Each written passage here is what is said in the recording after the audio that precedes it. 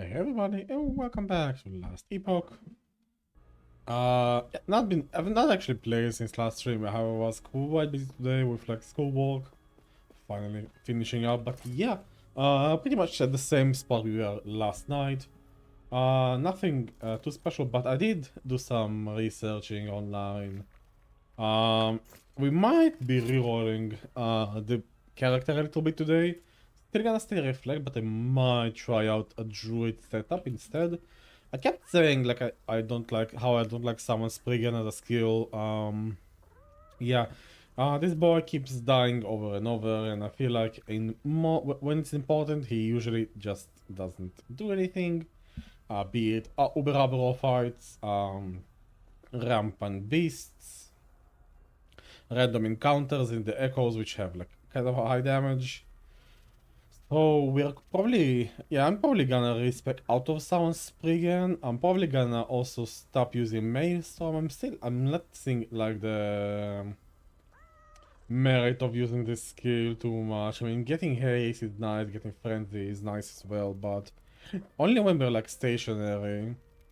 And I don't know how much more stationary I can get, but I can get frenzy from like other sources as well. Otherwise, like Stormbolt is like, nice to have since we have like gathering Stormbolts, but yeah, Stormbolts just don't feel like they fit the build at all. Maybe some mana gain shenanigans, but yeah, not really. Spell damage, yeah, we don't really care about spell damage as well. Like I'm like looking at what I have right now, which I remember following like that max roll guide. And yeah, I'm definitely gonna be specking out of that max roll guide. I think trying out Druid. Mainly doing the whole werebear thing. Where is it? Yeah, doing some werebear shenanigans, getting the charge for the echoes. Maybe even grabbing Warcry for like extra utility. There's like some interesting things here. But yeah, that's probably for a bit later. I kind of want to I want to focus on boots today, so I was going for the yeah, for this blessing here. I still want to grab the body armor blessing for 2 LP thickets, but otherwise I want to focus on getting some legendary potential. Sorry, I got legendary potential Iteras path. I just need to find a new pair of boots to slam into those, so that's gonna be my focus today.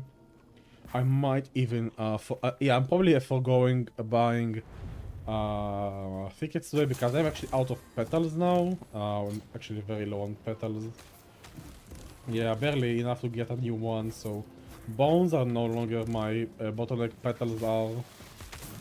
So yeah, if I have petals, I'll buy the thicket of blending, but if not, I'll just go ahead and buy a memory amber for the Woven Echoes, especially like the Forgotten Troves. That's like the best thing to get there. Now we should probably start imprinting boots on the tree. So once I'm done with this echo, I'm gonna do that. I'm gonna put my boots as imprints. I am looking for those now.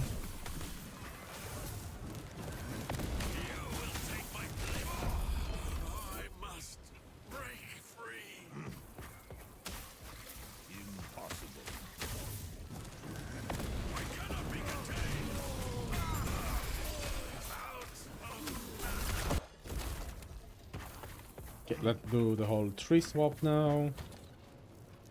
Okay, so my GG tab should have double tier 7 boots in it.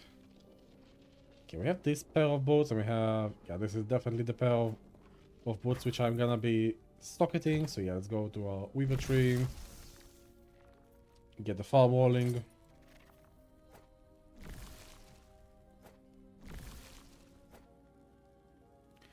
Okay, so when we get echo rewards, and when we get lost caches is probably the way I'm gonna be going for this. Double tier 7. Yeah, there we go. This belongs here.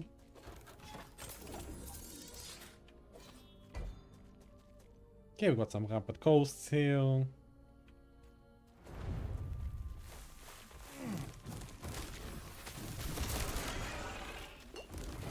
Yeah, see how this freaking just died immediately? Either I have to babysit him with minion command, or just not use him at all. So if he's dead, it might as well not use him. If he's dead, it's like having an empty skill slot, which is not ideal.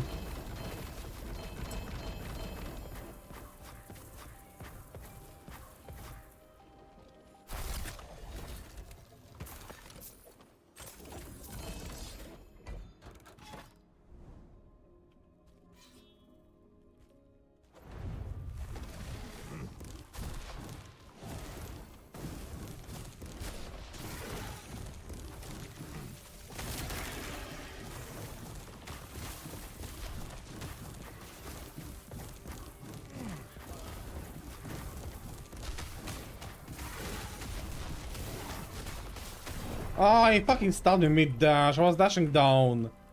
Oh my god. Dude, stunning me mid-dash, that's fucking bullshit.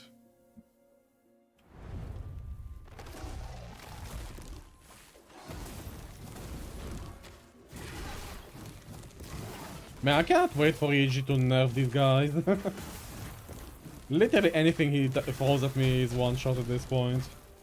Even with my HP pool and defenses. Oh my god, that was scary. Yeah, no telegraph on the charge. Very, very annoying. Okay, no rampant coasts over here. Oh, there's one over here. Okay, let's go for that one. Once I get the boots, I can start looking at respecking maybe into druid. Because if I'm gonna be doing like fast farming with the bear, I want to have auto generation of vines to keep my rage up in the... Yeah, without having to transform back into Spriggan to cast the vines. So that's gonna be quite nice. Also, you know, just like more movement speed.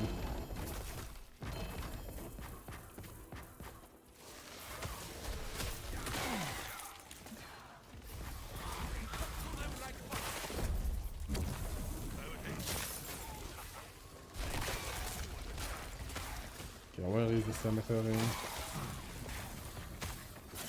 See, I mean, needing to stop and cast the vines there is slowing up. Okay, it's over there, finally. There we go. Maybe I didn't make this item earlier.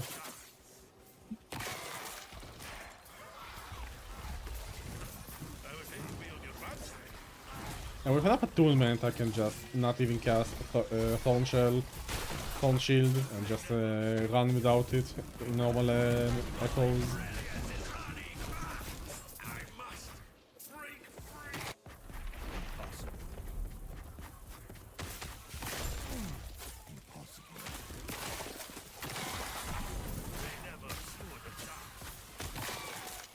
I think I should be going like this.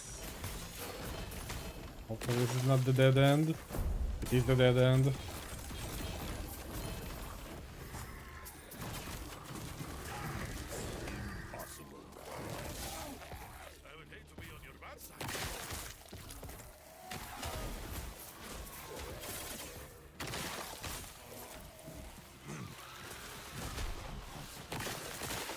Yeah, where are we going? Oh, Nemesis. Maybe lucky. Maybe some luck with Nemesis today. Finding those imprints that we need. Nah, nothing here.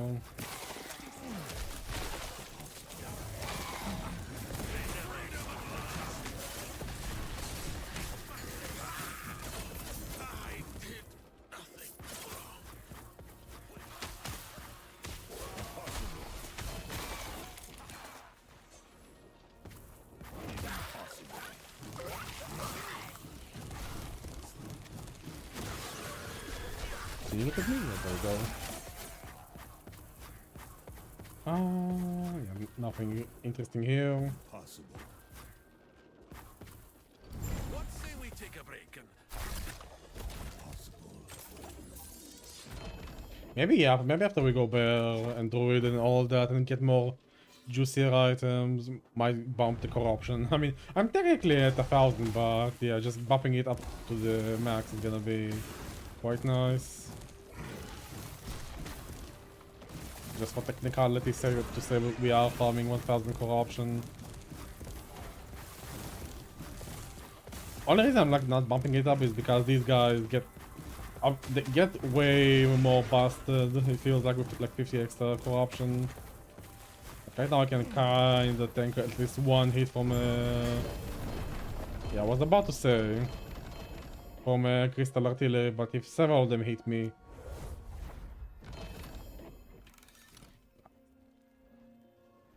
Man, don't you love overtuned content, guys? Don't we love overtuned monsters and bosses?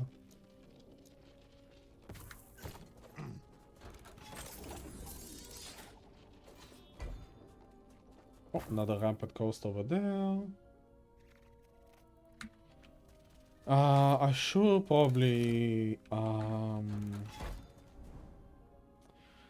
yeah, actually, so since I never did Act 10 on this guy, I actually can't just go to the NPC. I need to wait for him to show up in my model list, and I'm not gonna start doing a campaign right now because like might do it off stream, but yeah, I'm not gonna do it on stream. That's just boring, I think. Yeah, I'll just wait for it to like appear, and then I'll buy Memory Amber, and then I'll like place some of these throws and sepulchres around my echoes.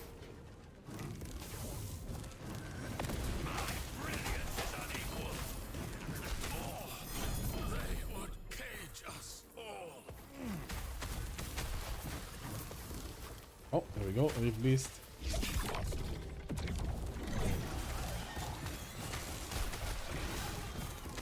Yeah, had I noticed I was running out of petal, I would have given this guy more petal, rather than just giving him like more bones.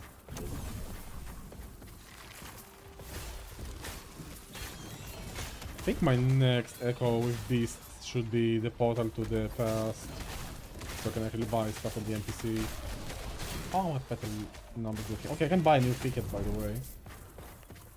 20 petals per ticket. Even with rampant coast farming, I'm like actually running low. Kinda crazy. Actually, kinda crazy. What's crazy is how unlucky I was this entire time with like finding a 2 LP ticket of blinding light.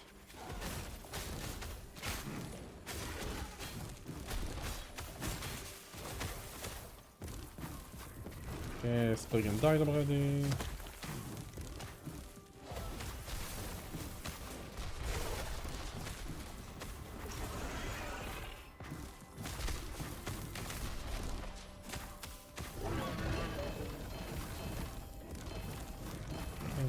Top Vein to revive him. Okay. Plant Boy is back. How much did I get? 3 from that? Yeah, if I get 3 to 4 per encounter, kinda makes sense. I'm running low. That's not a lot of petals at all. Okay, let's open this junction here. There are 3 echoes branching out, so we might find more rapid coast over there.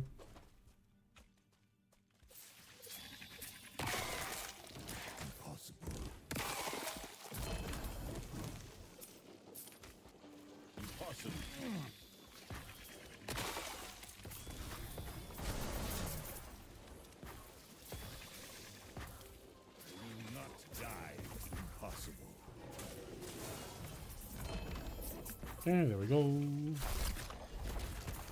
Also should probably do the ring prophecies for that red ring, since that I think that's literally the only prophecy I can get right now that actually progresses my character forward.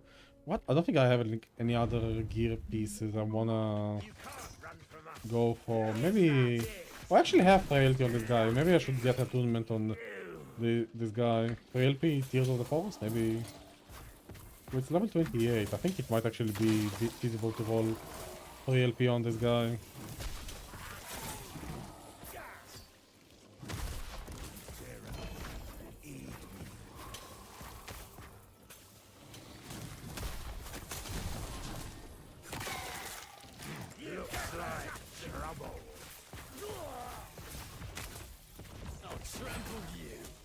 Dude, where are the rune prisons?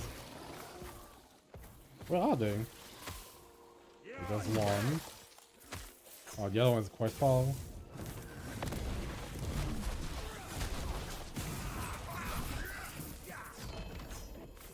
Oh, conquered, okay. Okay, I thought I had another one. So what's over here? Okay, weird. But I'll take it. I mean, shorter echoes. That's... Oh wow, look at that double rapid coast. Let's go.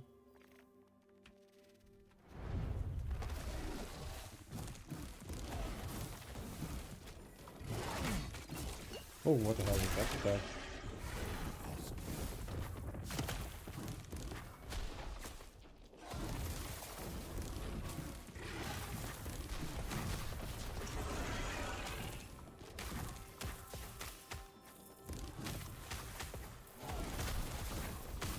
Oh god. Let's go. He's dead. Lots of chaos creations are dropping. Guess what playlists?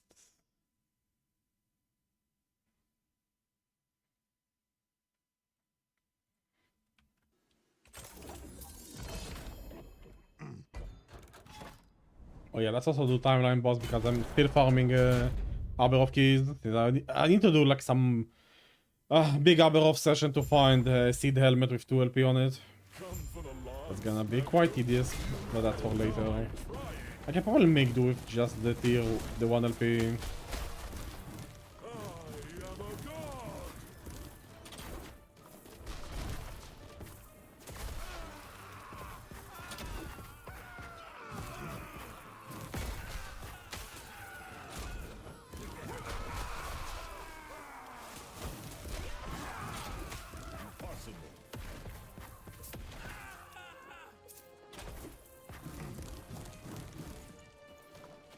Oh, he's back over here. Usually he lands over there.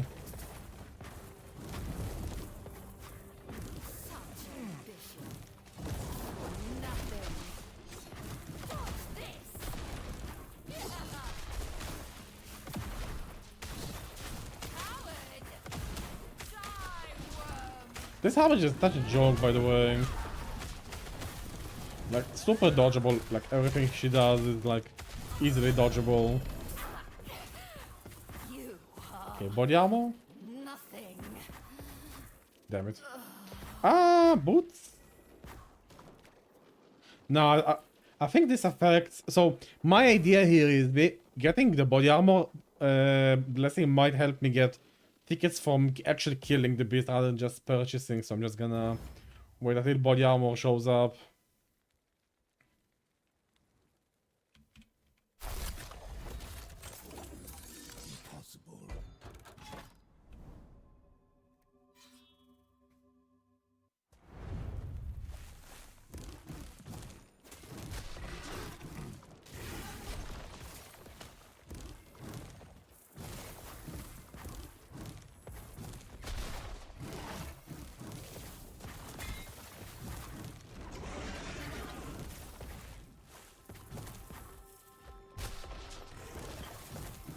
Be careful. Oh god.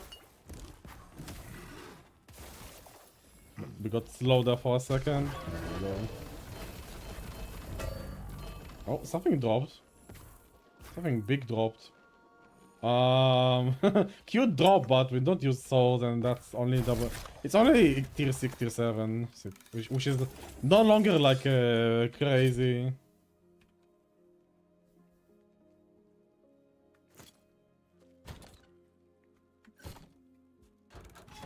And no new rapid codes behind this guy. Okay, let's do this one because this branches out into 3 other echoes. Again, we're gonna reveal quite a lot with that. Impossible. Interestingly enough, I might actually consider shuffling the tree. Maybe we should get beacons back into the...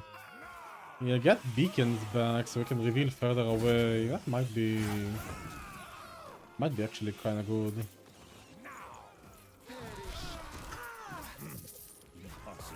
Gives me another objective to go for extra reveal.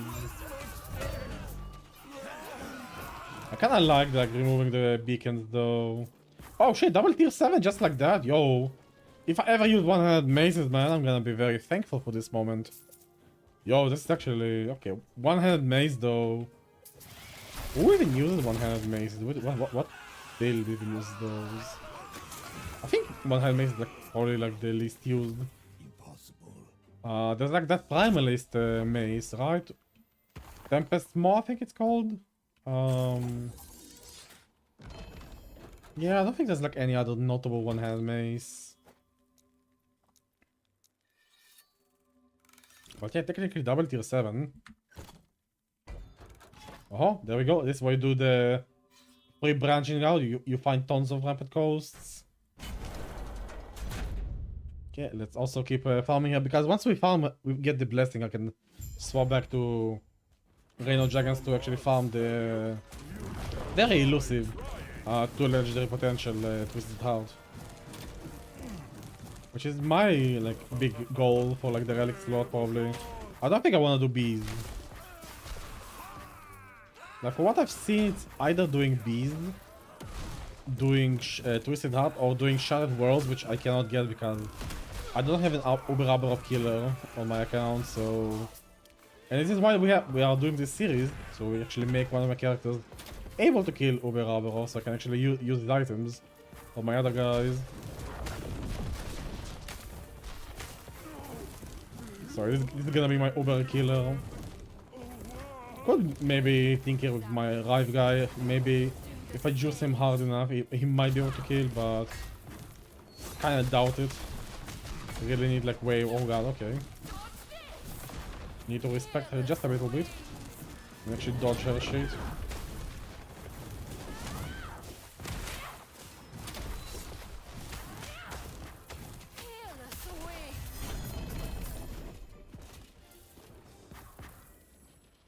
Did I not pick Hamburger 5? What? Oh shit, yeah, look at that. Just like that. Okay, there we go. So, let's see if my theory is correct. If I start seeing thickets or other body armors dropping from beasts, I'll know that this actually affects them. Because so far I've not seen anything drop. I just saw I had the whole Harbinger fighting to be active. Interesting. Okay, let's do this rampant coast. If nothing shows up, I'm gonna swap back to Reign of Dragons.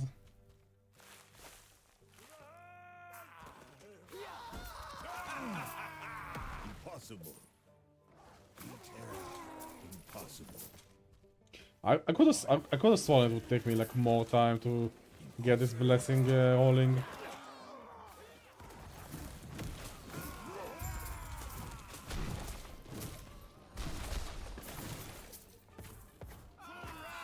Oh, I actually want to do this one. This might be the one with the vendor. Nope, it's just a fight.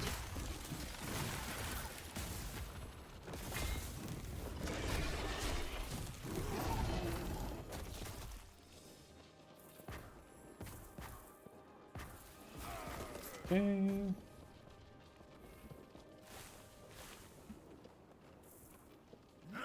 Where are we going now? Oh, Nemesis over there.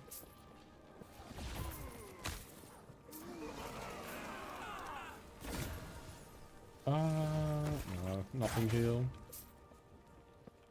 Already have two pairs of boots for double tier 7, so don't need another one. Those boots were never gonna be tier 7 anyway. I feel like finding tier 6 exalted on Nemesis is the worst thing possible, because I feel like it never chooses that mod to be upgraded to tier 7. It just chooses anything else. Either it has a very low chance or just never chooses that.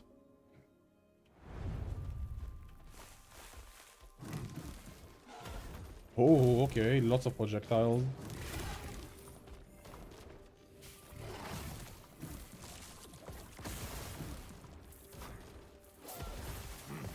Oh, okay, let's get out of here.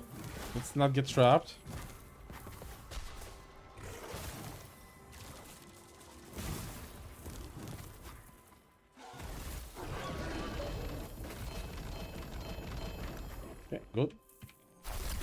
clean fight.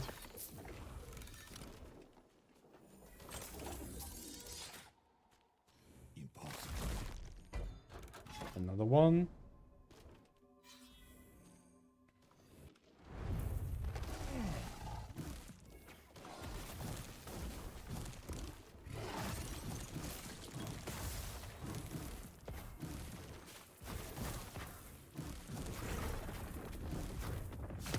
Yeah, this dagger is actually deceiving. I was standing next to it yesterday and still killed me, even though I was outside. Gotta be quite far out of that circle to not actually get hit. Oh, did Spriggan just die already? No, okay. Spriggan just died. Okay, I don't see any more rampart coast.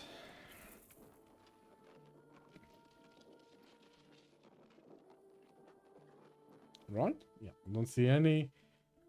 So yeah, we can eject and go back to Reign of Dragons.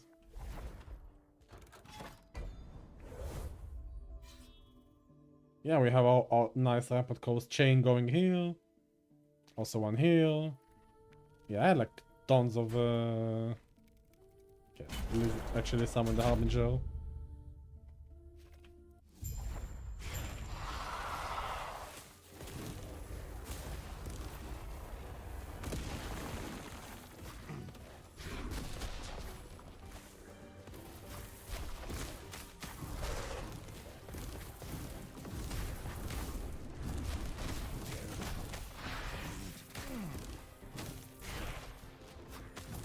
Okay. Harbinger time. How many Abberoth keys do I have already? 58.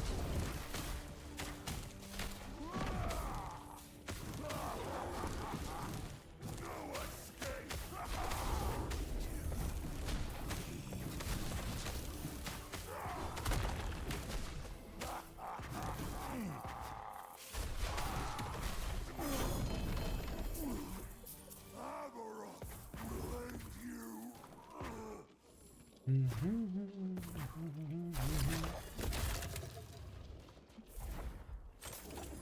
Like everything is like so much easier than rampant beasts. It's actually silly. Oh shit, another one, okay. Yeah, I had actually a lot of stability apparently.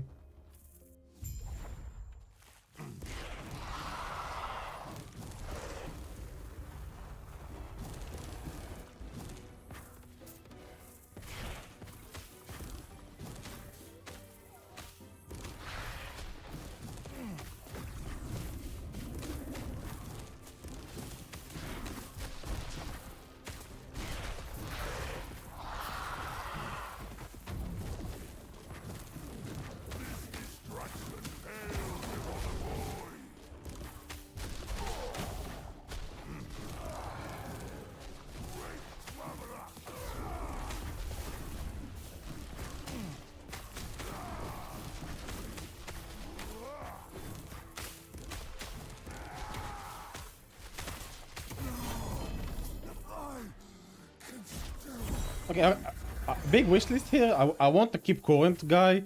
The keep current button be toggle, man. If I have the blessing already maxed out and I don't want to swap it, have it like in a setting or something, so I can actually. Oh, 2 twist hearts. Okay.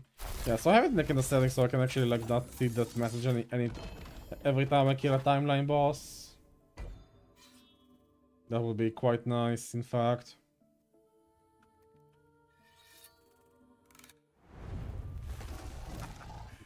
I knew that bottle was worth the gamble.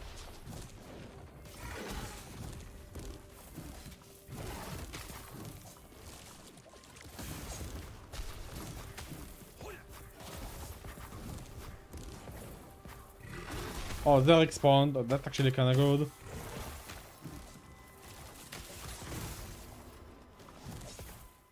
First of all, he tanks for us, and then he boosts all of the beast drops.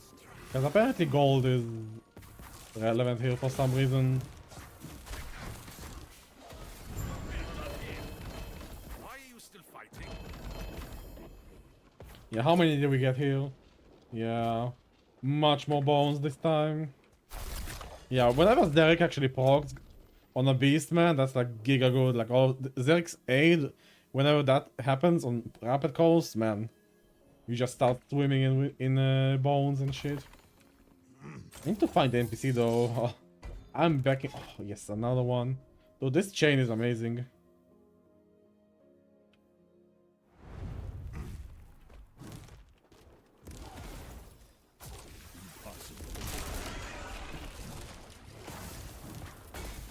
Ooh, he has lightning as well. Yeah, sometimes he also has lightning, which is also a death sentence.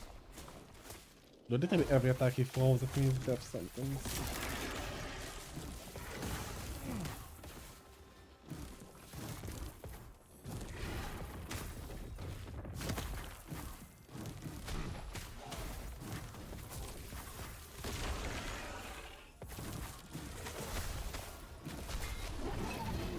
Oh god damn it!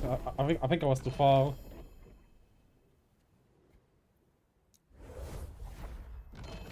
Oh, I think I've lost some of the drops. Rip.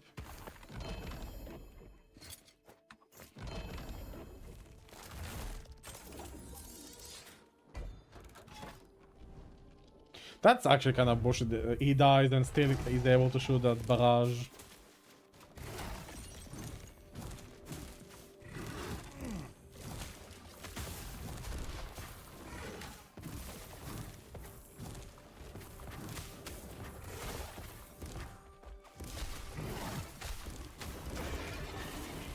Okay, stay out of his circle of death.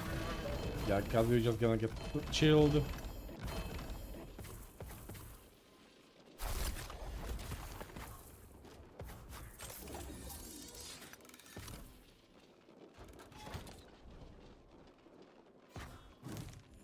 This shouldn't be here. Are we full? Yeah, okay, time for a new stash tab.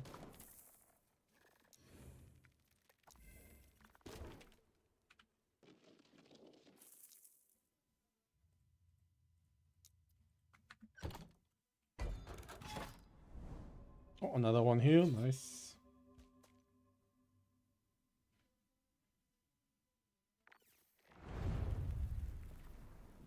Impossible. Do not die. Impossible.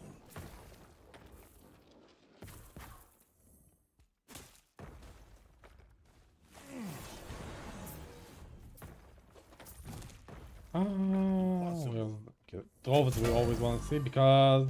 Yeah, because this can happen. You always pick trolls because you just get your imprint happen. Okay, we can do crafting, boys. Okay, here we go. We have only one pair of 2LP Terra's path, so hopefully this will slam properly. I've not crafted one in a while. Hopefully I remember how to do it correctly.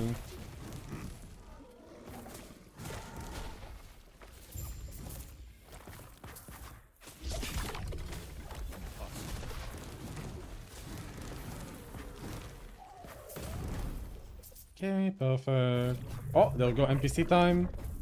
Okay, first of all, hello, mysterious. We have once again Yeah, called. hello, Scraven. You gonna scam me again, Scraven? 30 fucking petals, goddamn. This is actually so expensive. How much is memory amber? I can spend 10k to get random shit here. Amber is horns, and we have like plenty of horns. And ancient hearts, which also have like quite plenty. Okay, so let's see. Power is there. 2 LP, come on! He's missing something. Ah, you fucker. Okay, he never gives me LP, man. Okay, where is it? Amber. So 5k memory amber. That's actually worth, man.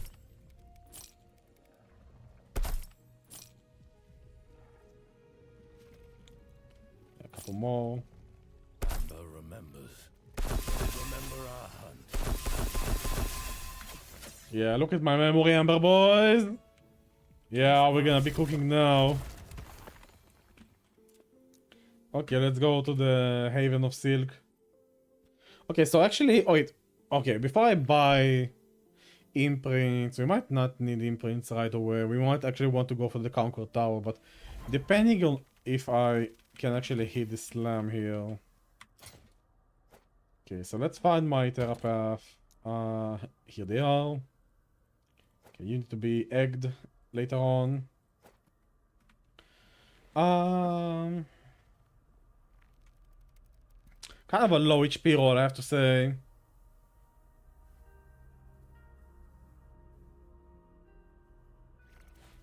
Also kind of a low chance to cast a Vine, but don't think it actually matters. Do I still have Itera's Path? Do I still have another one somewhere? Itera.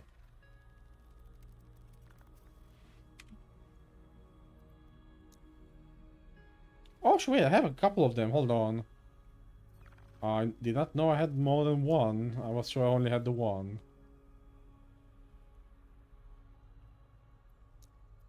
Okay, these guys are getting flagged because of the flavor text. Okay. So I have this pair of bows, which is actually arguably better, much better. In fact, I'm gonna use these guys. Yeah, they are actually pretty well rolled. So I'm gonna slam into these guys. Okay, so let's see. Okay, if I remember how to do this. So what I want here is...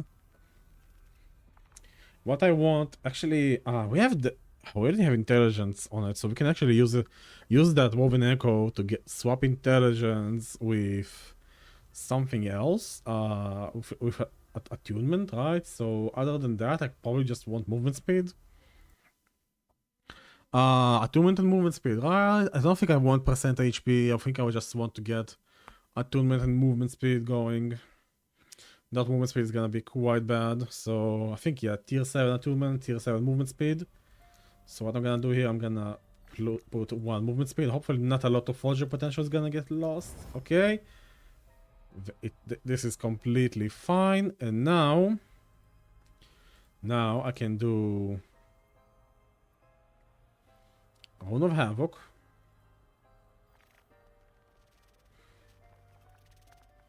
Alright, this is the shuffle guy.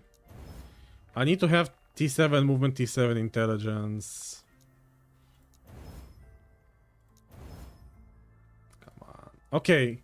Perfect. Okay, now we have the base. The base is prepared. Now we just need to swap intelligence with attunement and maybe refine up to max rolls. And we got our slam material.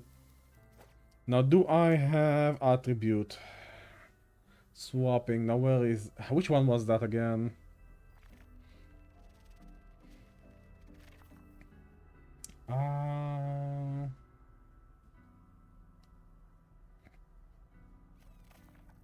This is the one, Orden's Watch.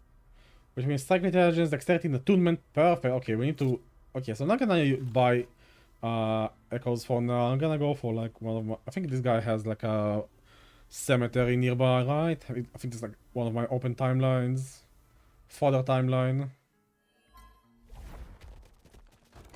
I think I have my Abberoth in it as well. No, I have some random beast echoes here. Okay, do I have a cemetery in Stolen Lands? Yes, I do. There we go. We have a cemetery over here. Perfect. Okay, we can put our Orden's Watch somewhere in this echo web.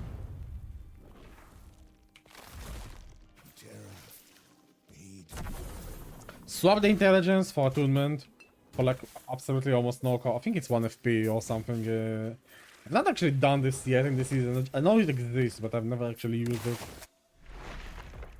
But yeah, instead of just like swapping away the intelligence for attunement via like glyphs of envy and sealing the intelligence tier 1, we can just like do this tech instead. This actually can become double tier 7 200x. I actually kind of want it for my other character. I'm gonna empower it. Okay, this has potential to become a double tier 7 for my other character.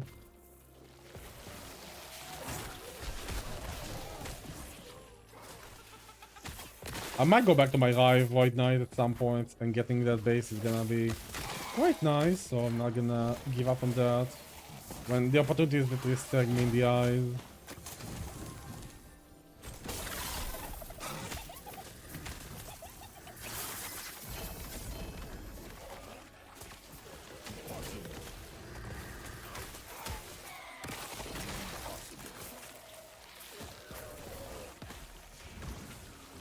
Okay, so that means we can do the druid test today. And actually, okay, the day was actually already quite fruitful. We can do the whole druid test, see how that build feels. In comparison to like doing shaman instead.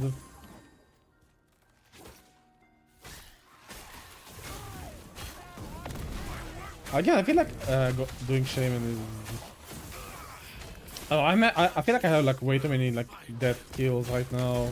Like I feel like the whole gathering storm doesn't really help me. The frenzy from Maelstrom is nice, but I don't know, full skill slot for for just frenzy feels bad in my opinion.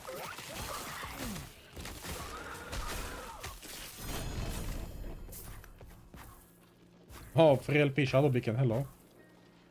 Okay, what was that when I was leveling the Void Knight? Okay. Oh wow, perfect, look at that. Okay, first of all, oh, this is actually... So all of these like echoes are so juicy for like Sepulchre, but... I don't need imprints, I just need to get my shit swap with Orden's Watch. There we go.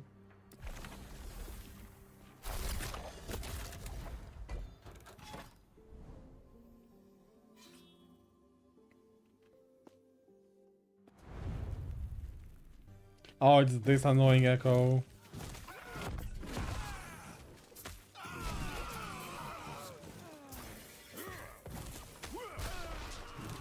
Yeah, this is like long echo.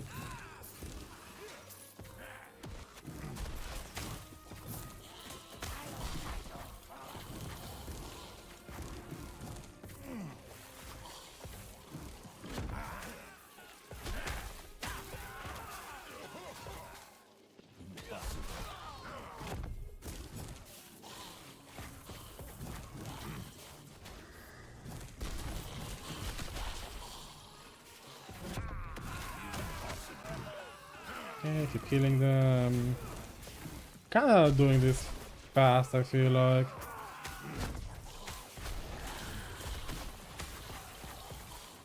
Yeah, the champions are spawning quite rapidly.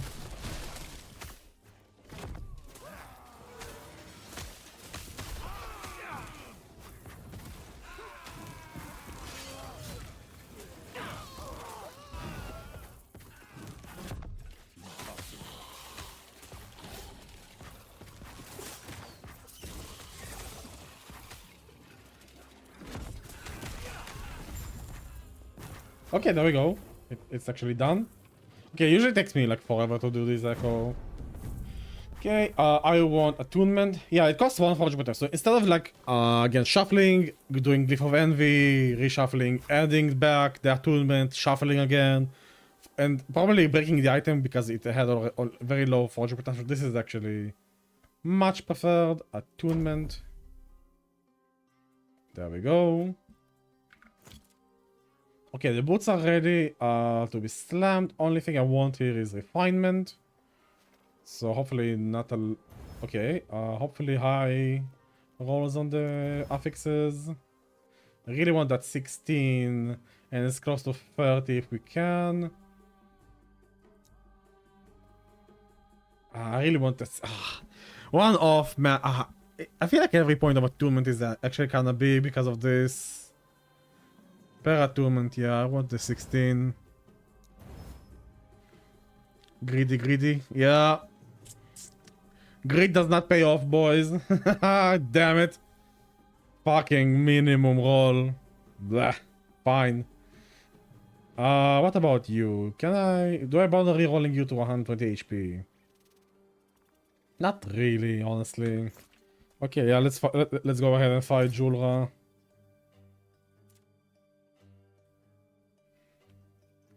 By the way, like small tip for you guys who are playing, if you want to like quickly go into Temporal Sanctum, Go to your keys, right click the key, it will like show you the location on the map. Same with the other dungeons, like Soulfire Bastion or Lightless Arbor. Don't need to like look for it in the map.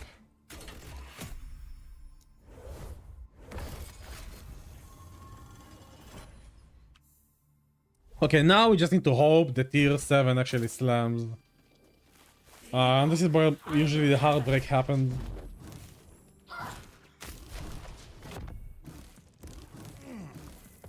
Escape! Sapphire water! Still so much to learn. Okay. I'm gonna guarantee the attunement. Since without attunement, the movement speed. I mean, it's either or anyway. All right.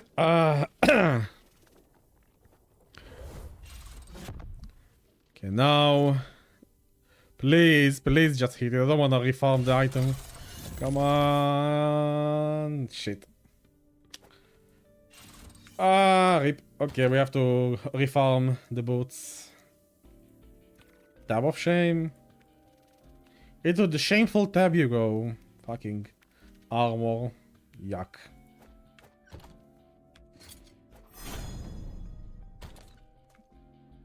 We still have one more 2LP pair of boots, but that makes me think, yeah, we might want to do some observatory. Grab extra bases, yeah. It stings every time the double tier 7 does not hit, always like stings. Impossible. Okay, unique boots is what I'm looking for.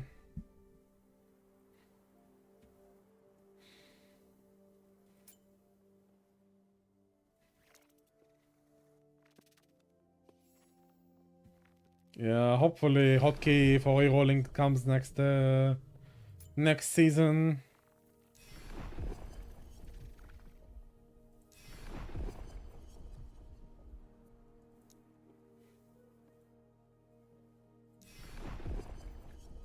I mean, what is it? It's like a 33% chance to hit the other mod, right? Literally picks any other one, so 30% chance hit. Yeah, it's not high, but it is what it is. I mean, guaranteeing both mods would be kind of broken anyway, so I guess they have to like actually make these items kind of hard to come by. Which I guess is fair, right? We can't all be just rocking easy double tier 7 legendaries, right?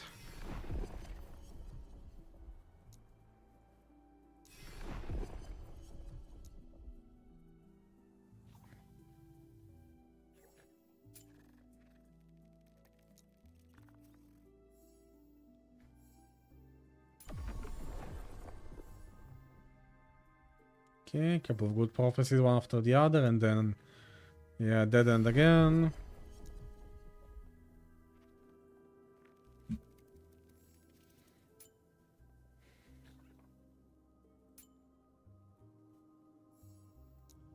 Gotta take it slow, like always keep like rolling over good prophecies. And I like do this shit fast.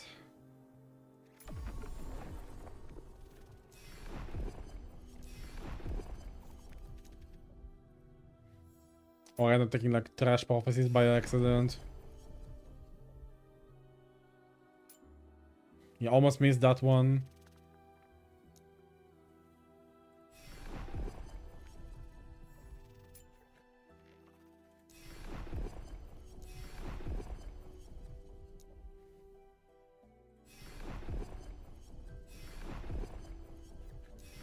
Come on, boots.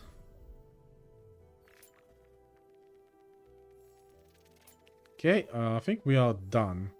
Yeah, just barely not enough for the next set. How many? Yeah, okay, that's not a lot, but I think Itera's path 2LP is common enough for us to actually just land another pair with this amount of prophecies. Haven of Silk as well. We need more throws, we need to actually farm up the other... a new imprinted pair of boots, so... The Weaver's eyes grace you. How may I aid you, traveler? Just give me all of your unclaimed troves. Gonna leave some amber in the bank. Just to be able to recoup my losses. And now go back to Reign of Dragons.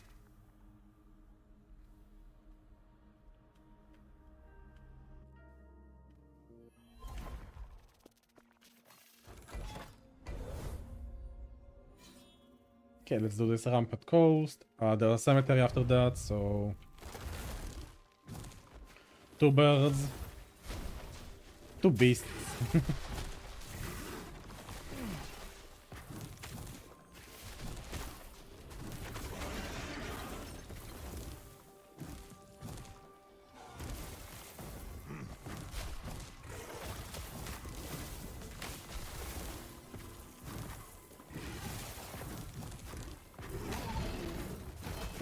Big proc there. Nothing with 2 LP, so I can just ignore.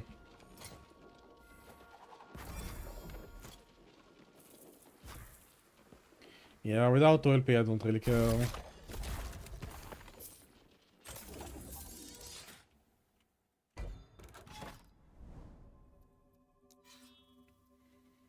Okay, we're gonna socket our troves over here with this guy.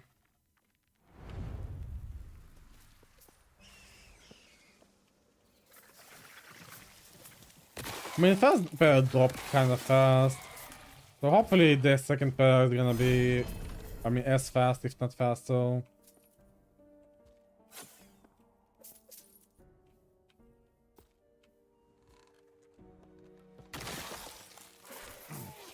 Impossible. Impossible. You should take 1 LP and try to reroll to alter for 2 LP. Nah, it's actually it doesn't really work though. I mean, it works, but it's so unlikely that it's just not worth it. It is actually quite unlikely. Only like annoying, but sometimes it's good. Only times it's actually good if the item is very, very, very low level, like extremely low level. For example, Mad Alchemist Ladle is like one of the few items in the game which are actually worth doing the whole turtle strategy with. Rerolling until you can just keep... yeah, rerolling, egging, rerolling and re-egging, because apparently, for some reason, when you egg Mad Alchemist, it never get... Or it usually does not get an extra mod or something. You know, like a video, like I don't know, a few months ago about some guy doing the whole 4 LP forcing of the Mad Alchemist. They would cage us all. Yeah, no 2 LP. I mean, I still have like my other pair of Viterra's path, but I think the rolls are not that great on it. I would prefer to have another one already prepared. Because I think I might find an imprint already with the amount of troves I've collected. I don't think Viterra's path is actually that low level of an item, right? 30. I think 30 is a bit too high level for a turtle strategy.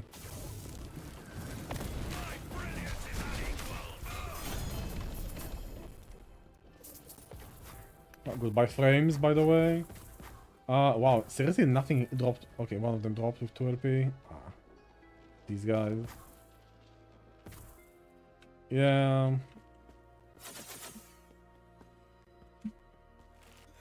I mean, it has path to LP is common enough, I think.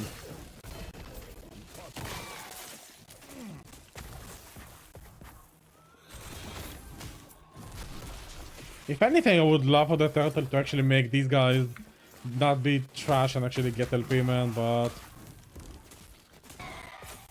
I should actually feed my 1 LP thickets into the turtle. Problem is, like, I know the Nemesis will never give them 2 LP. Nemesis will always try and fuck them up and give them like random like stats or just 1 LP. I've never seen it give 2 LP to a thicket yet. Not to have a big sample size, but I think thicket just has too high of an LP like item levels or whatever. Like the game calculates. I think it's called legendary level or something like that.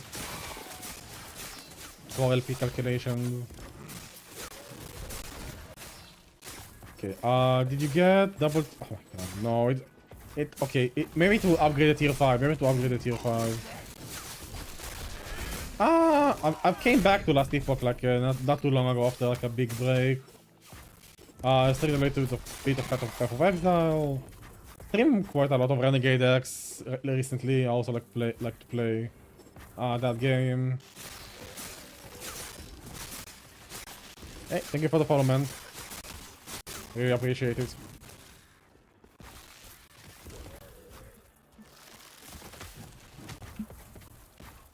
But yeah, I came back because I know the season is not gonna end anytime soon, and I mean, I've technically was kinda down, but my only objective, which I've never like managed to do on any of my builds, was killing Abberoth, and I decided, okay, let's just push one of my better characters and see if I can get it done before the season ends, and this is what this is about. Also, like an idea of doing like a randomizer character later on if I have the time. Okay, you can just stay here. Let's see, how likely is the Terra's Path to get an LP? It's 2 LP is 1 out of 74. 3 LP is very unlikely. Yeah, so I think Terra's Path is one of those boots. Yet while they're level 30, their legendary potential level is 70. So turtling them will always give me a clean pair with, rather than give it actually extra legendary potential. So it is actually not worth feeding the Terra's Path to the turtle. You can see like let me pull this over here. Oh shit. Go back. Yeah, this is like one of the examples I've been looking up. So you can see like effective level for legendary potential is 70. Compared to like Hazelroot, I feel like Hazelroot is like almost in that range to actually be worth feeding to the turtle over and over and over for an attempt at 4 LP. But if I look at this guy is, for example, Firestarter, definitely is a good candidate to feed to the turtle for 4 LP. I think that strategy works on this guy. I think if I look at, I think this Alchemist Leader is a wand, right? Yeah, it's 17. So I think it's like under level 20, where the 4 LP turtle recycle strategy works. Again, saying this from memory, I've never actually done that because I don't really use any like low effective legendary potential item. Oh my god, I forgot to weave echoes. I got caught up in a tangent. I forgot to actually weave in the woven echoes. Yeah, let's do another cemetery. But yeah, I think it's up to level 20, where you can just recycle and total a unique to up to 4 LP.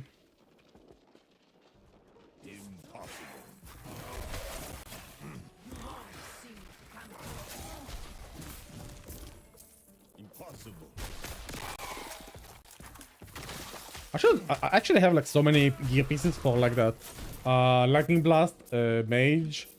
I have like a 3 LP ladle. I have a mana guide with like 3 LP as well, I think, in my stash. I have like some other pieces I've seen these builds use. I can actually probably assemble that build if I want to. And it is also like a good Abberoth killer, I think. I've seen Frozen Sentinel play that build and it looked quite powerful. Honestly, if I really want to kill Abberoth, I can just like make a bear earthquake, whatever. What's that? Beastmaster, I think. The guy which kills Abberoth in 3 seconds.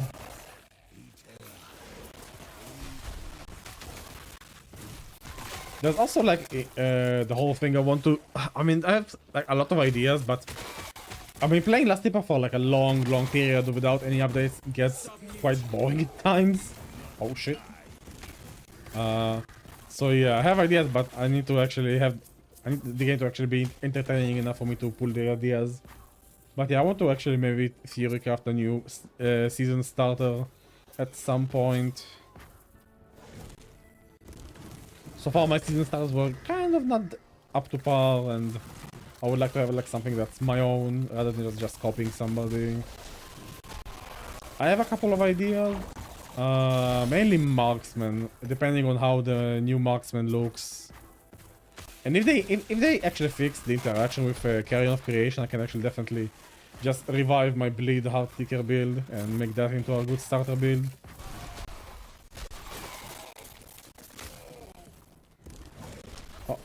How long have I been streaming? Yeah, 1 hour. Yeah, game is starting to have memory leaks.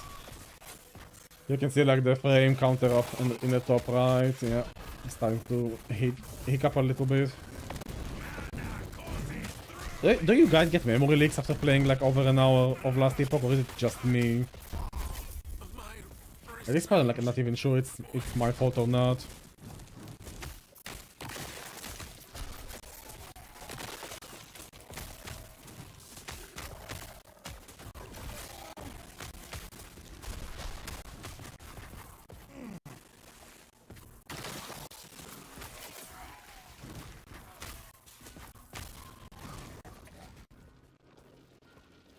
Okay, now remember to actually use the end of the altar, whatever that thing is called, to actually weave my echoes. Impossible. Okay, let's see where I'm gonna put these guys. Probably over around this area. Okay,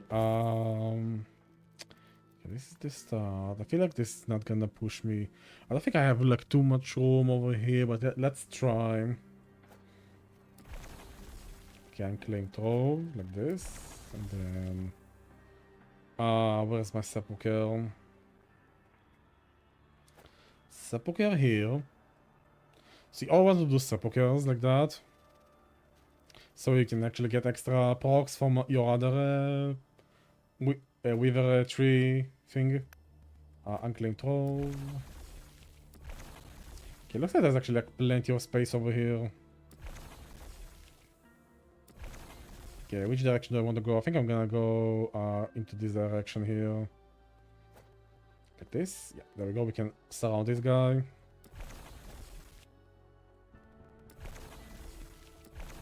Yeah, so this is like the edge. You can see there's like no more room to socket more echoes, so I think I'm gonna go like... I think this is fine, yeah. And then, yeah, you can surround this guy over like this.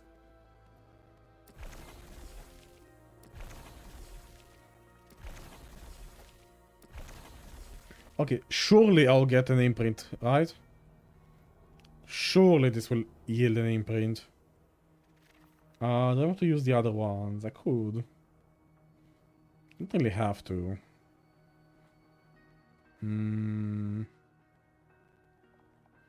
Okay, let's make another ring, I guess. Like this.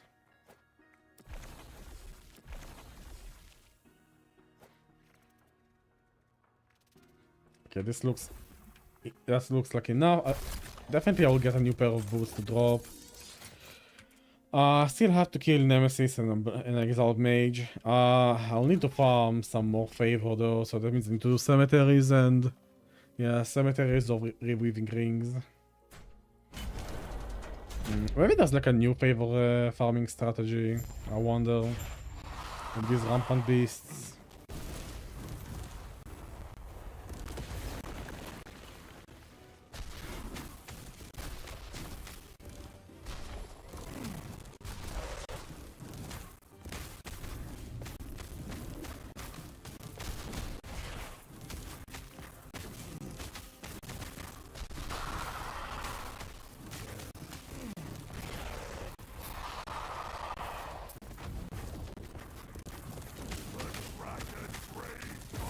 Okay, this guy's gonna die.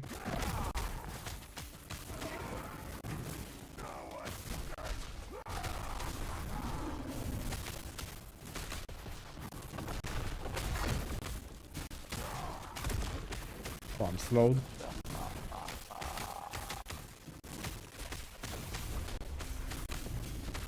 Yeah, wow, what is this slow kill, man? What the hell?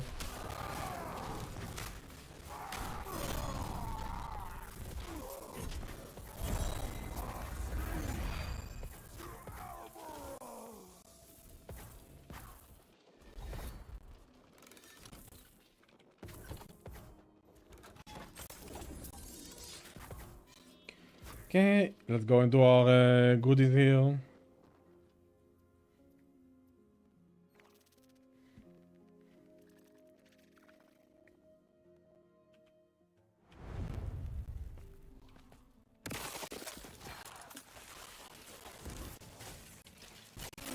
Oh yeah, I need to restart the game.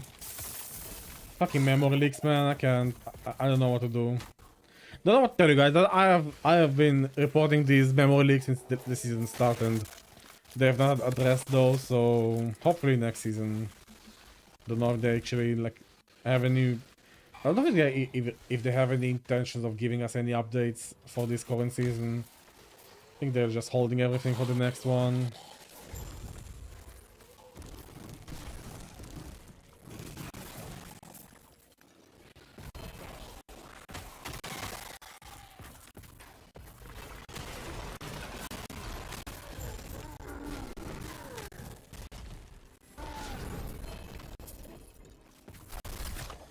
Okay. Time to restart the game. Man, it's so annoying to have this issue. Again, if anybody else is also having this issue, please let me know that I'm not alone in this, that this game still has memory leaks. Leaky memory, man.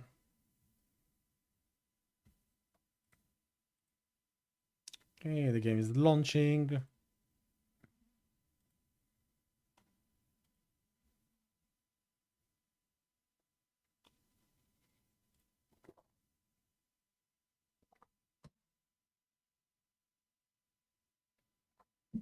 Man, it takes forever for the game to launch. Even though, like, again, I swear to God, guys, I have a modern rig. This is not a trash PC and still, like, sometimes struggling. Only with last epoch, it seems. There we go. Ah, the beautiful black screen. Where it says it's about to crash, but it actually does not crash.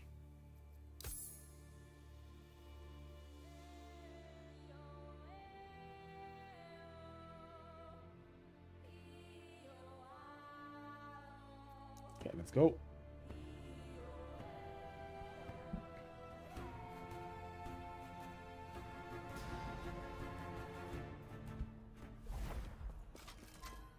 Okay, smooth 60 FPS. No drops. Yeah, the game's suddenly smooth. I mean, the fact that me restarting the game fixes it and kind of confirms it is like some weird memory leak issue.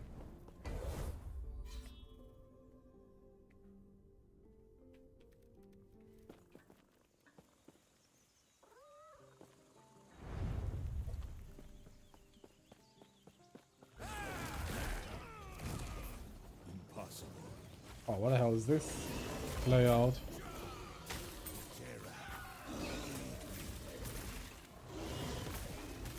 Okay, there's a beast rift somewhere nearby.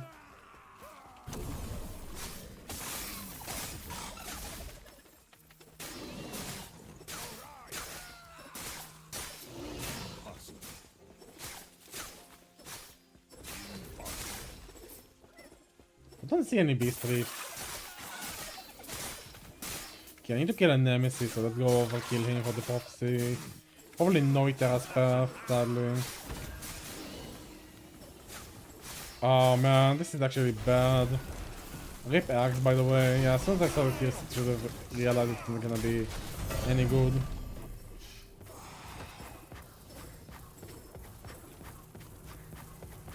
So while that axe looks insane, like, you know, you can just reroll the mods and whatever, but in factuality, it's actually really bad for imprinting, because the game is gonna always pick the tier 6 over the other tier 7 when the imprint actually drops. So imprinting triple exalts is actually I mean, I think it used to work, like it would actually drop all of the mods, but now it's not.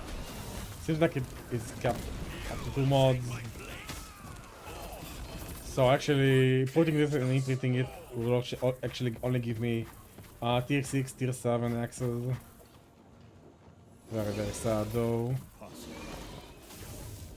I think I could look at like base even. It's kind of like an not acolyte, Lich axe, right? I think Lich is using two-handed axes, right? Well, anyway,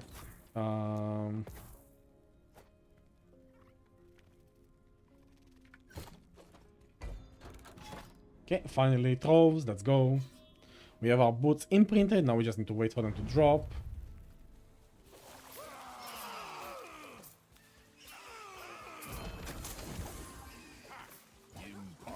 Hopefully I'll get lucky and not actually find at least one pair.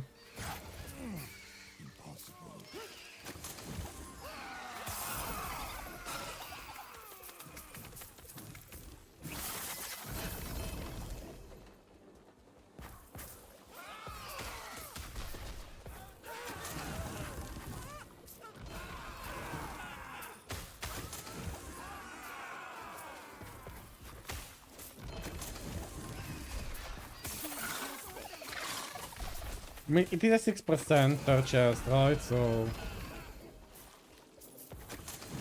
I mean, I think with the amount we bought, it's kind of almost guaranteed I should find at least one, right? Unless I'm very unlikely.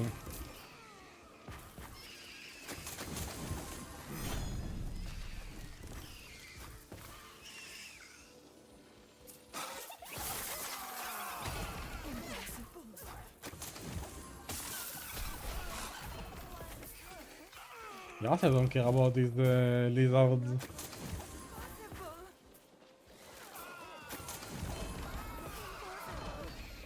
Kinda sad how we just stop caring about lizards at like very end game. You don't drop anything interesting. I find it was something good for a second. It's like shattering color for my filter.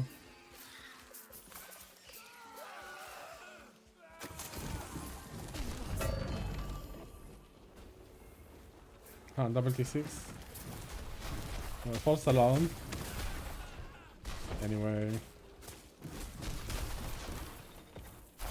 Okay, first one was a bust. Still have plenty more to go though.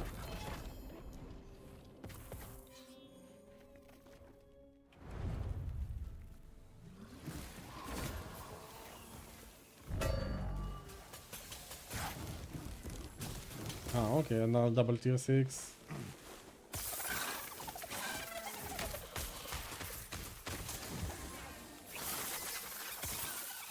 Impossible.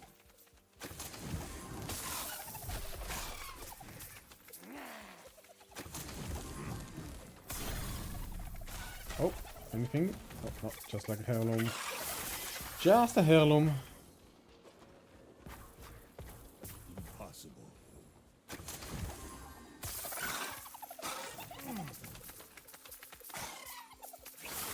I just like chasing these guys. I should not do that though. They literally cannot drop anything worthwhile.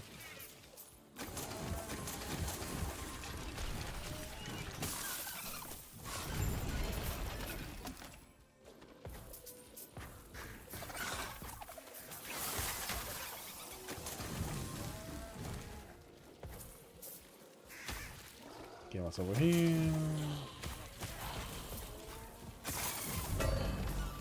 Oh shit, wait. I'll look into that 1 second here. Oh wait, hey, he split. Okay, he split. I mean, they do drop runes, I guess, but I have so many at this point. More than I can actually use. Impossible. Wait, what just happened? What the fuck happened? What? 3 boosts just dropped from this favor cache. What? First of all, I didn't know favor caches can drop and do account for that imprint. Second of all, what the actual fuck? Yo, we just got 3 imprints. Easy? GG? What? Holy shit. And 2 of them are actually like a high forging potential. Yo, that's actually... Oh, this one is actually kind of perfect. Oh wait. Oh, it's Vitality. Fuck, Vitality is actually one of the bad ones. Yikes, this one's bad. This one's perfect. And this one is also perfect. Yo, okay, here we have juice, boys. We have some juice to work with. Okay, I actually found 3 imprints already. God damn, okay.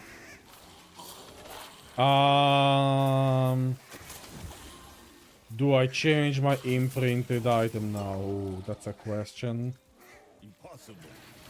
I should have waited with spending all of them. Impossible. Forgotten throws. God damn, okay. So, yo, that's how you found them, by the way.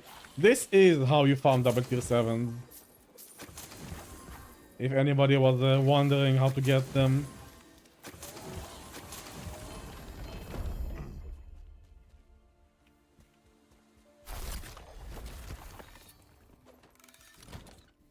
Okay, there we go. Double tier 7. Are any of these boots better material for imprinting? I mean, these guys are quite amazing already. I don't think I need to replace them. Yeah, these guys are about the same, all of them. Okay, do I wait for another Iter? Oh, now I actually need to find the Iter's path. That's a bit better than this one.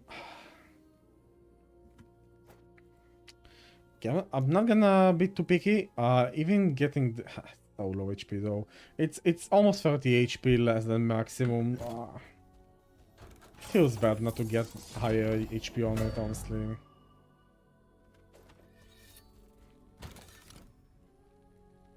Okay, I'm gonna put this pair of boots over here for a second.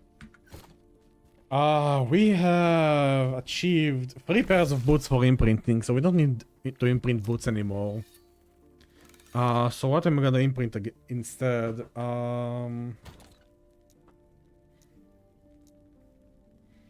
I could imprint scepters because the scepter is meh.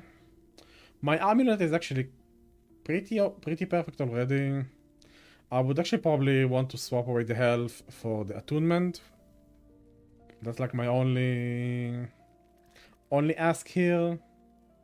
And frankly, I can just set it for tier 5 frailty instead of tier 7, but I guess flex as a tier 7. Is Tear of the Forest high LP level effective? Yeah, 28. So free LP Tear of the Forest is actually not too rare. It is quite common, so grabbing health, attunement, and frailty is possible here. Do I have Tears of the Forest? Let's see, Tears of the Forest.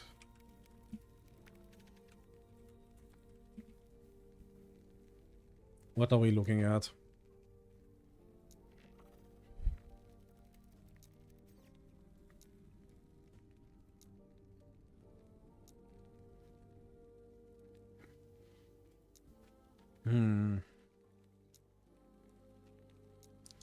I could try and feed them to the turtle and see what happens. I think it won't give me any free LP, that's for sure. All of them will just go back to 0 LP, I think. And then feeding them to the Nemesis is always... Also, what is this doing here? Not... in this tab, what the hell? Yeah, this belongs here. Free LP shield, by the way. Yeah, that's also like something I should probably think about. I mean, I don't have a 2x, I don't have a double tier 7 shield even to slam into this. But yeah, yeah, I was working towards getting one. I need to find something else to imprint though. Okay, let's look for different imprint. Anything else I would like to imprint? Maybe gloves. Do I have a double tier 7 glove? I do not have a double tier 7 glove. Seems like I only have scepters, amulets, and body armors. And boots. No helmet as well, right? I actually do have a double tier 7 helmet, which I can... I think it doesn't matter that it's mage, technically, so... I could imprint this. Yeah, let's imprint this guy. See what happens.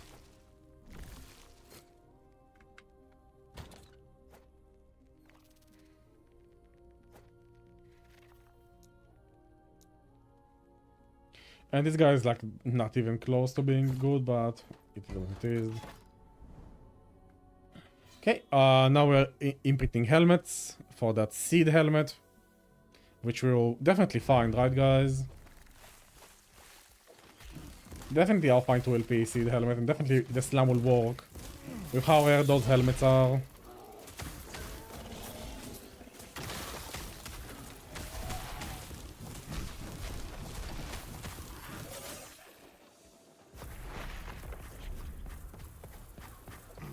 Okay, so yes, these Sepulchres of the Lost are quite long, so I'm just gonna go forward and not be very picky about leaving stuff behind or monsters alive since this is quite a long echo. Okay, I'm gonna try this route because I don't think that route will ever lead me towards the objective. Okay, I guess we are forced to go this way.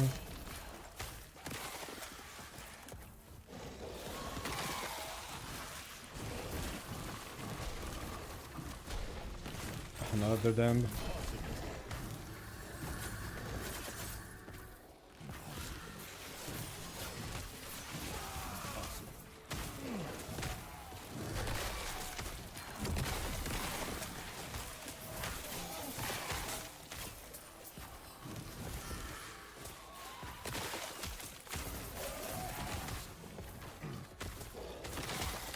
Yeah, I feel like we went the right way now.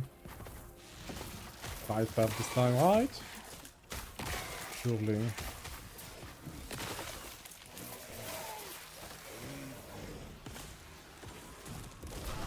Surely this is the right way. I mean, kinda has to be. I don't think this can be a dead end, this layout.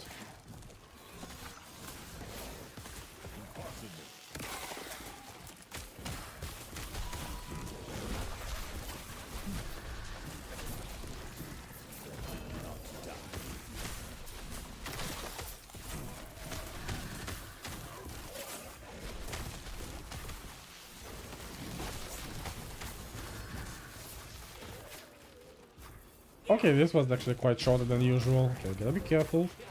The boss here can be quite nasty. Luckily, out of force and she's like quite easy.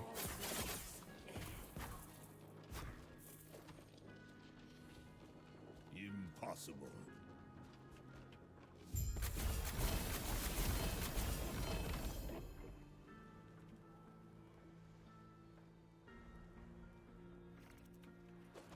Okay, nice. Yeah, this is actually faster than usual. These guys usually take a long time since they're very long and windy, but this one was actually quite fast. Very good.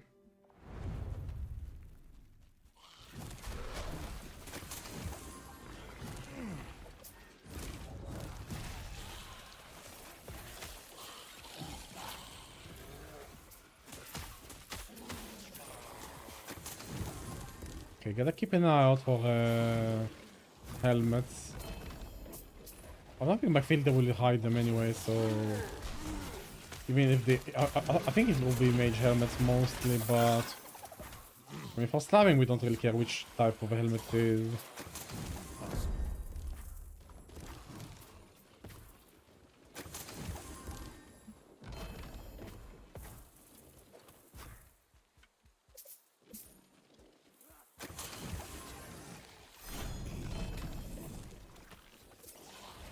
I have so many of these guys already. I'm not gonna pick it up.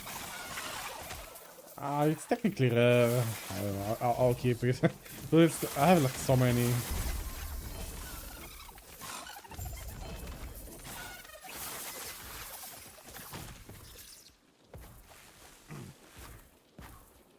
Oh, tier 7 attunement though. I'll grab that.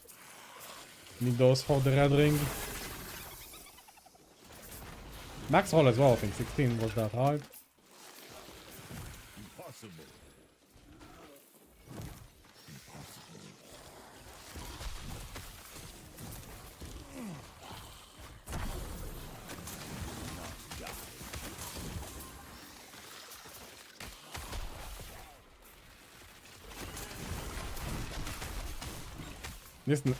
This name on a reflection on SMH. Yep.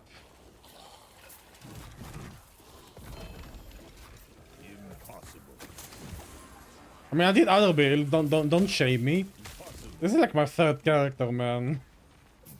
After two okay builds, but not like the uber worthy. So I was going for this one for like power farming. Though we got like juicy hits already. Where are they? Where are my booties? Yeah, we got like this trio of boots last echo, man. Double tier 7s, man, galore here. I just need to get more Iteras pairs to actually like slam these into and get me a new pair of boots. Since we are doing a small reroll for the characters, my current setup cannot do Uber Abberoth. I mean, I think after the Iteras craft, yeah, after I finish the craft, I can actually do the druid experimentation, see if druid feels better than staying shaman and using bear for map clear.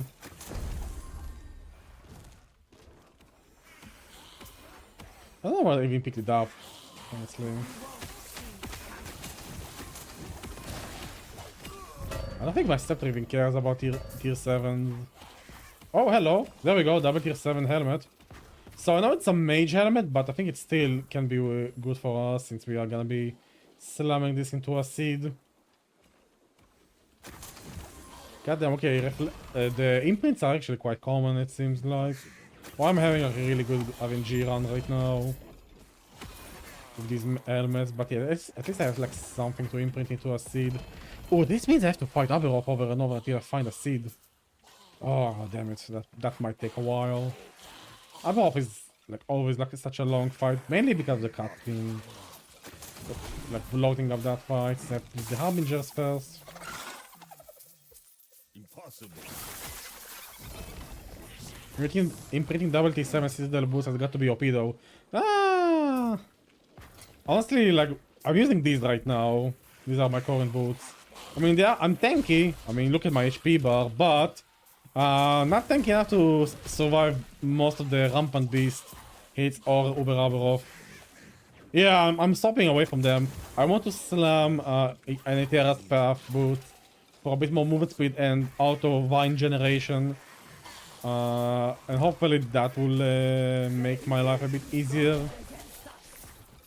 So I don't have to like manually summon vine. And once I get seed, I'll actually use my rage as like I'll have some damage be taken from rage instead. Yeah.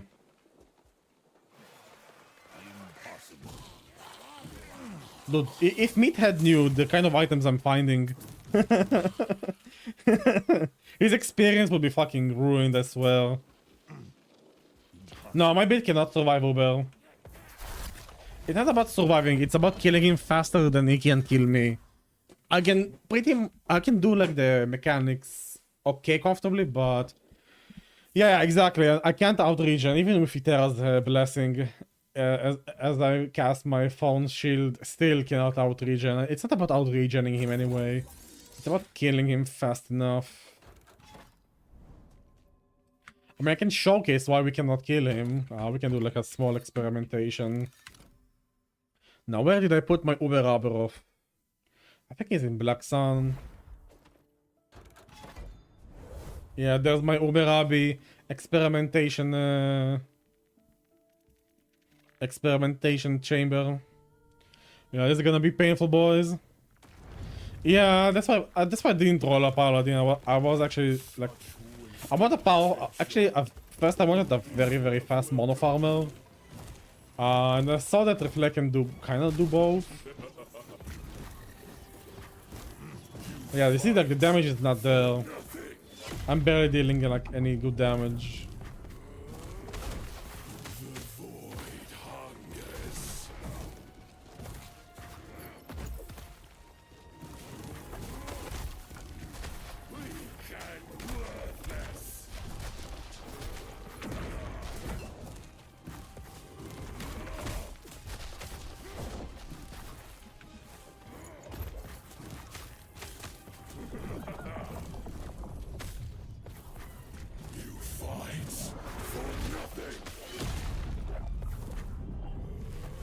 Okay, no chat boys, I'm focusing right now. So my apologies.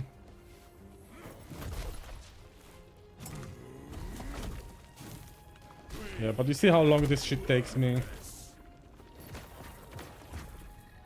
I'll need to pop a fire orb over there.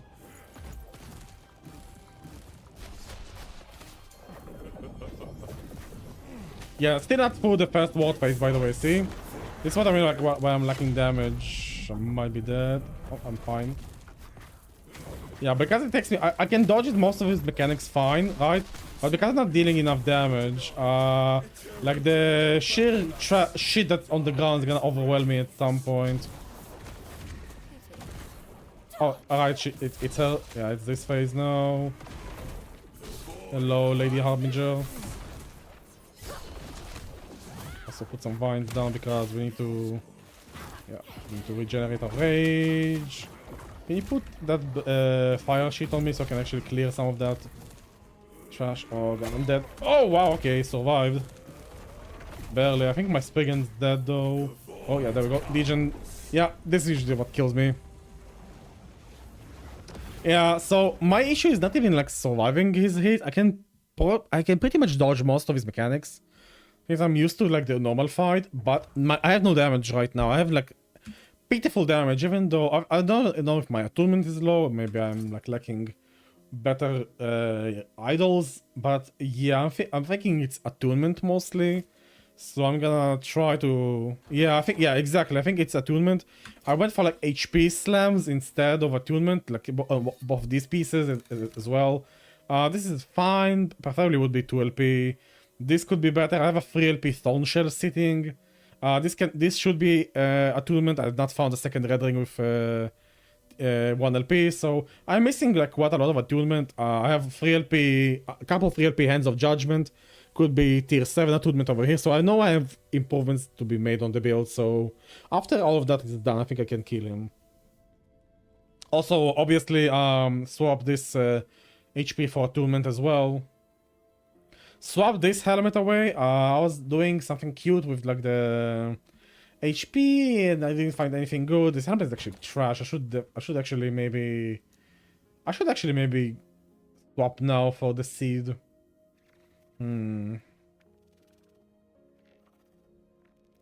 Yeah, both of them are kind of low rolls though, but yeah, we already have like one thing here. Let's see if I can like craft this.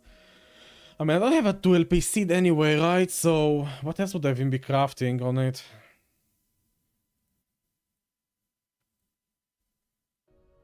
What else would I even be crafting? Also, I have to say, I think I got baited by by the max roll build I was like looking at.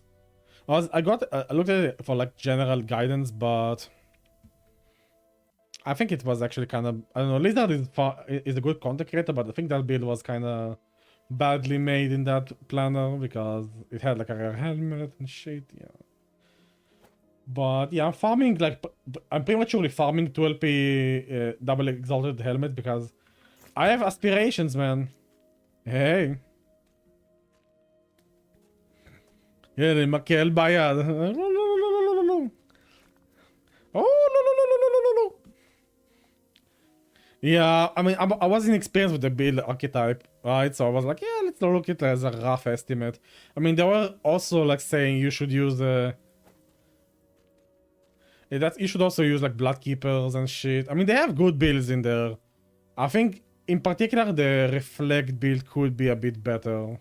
But it's like small changes, like, you know, like he uses Blood Keepers instead of going for Twisted Heart.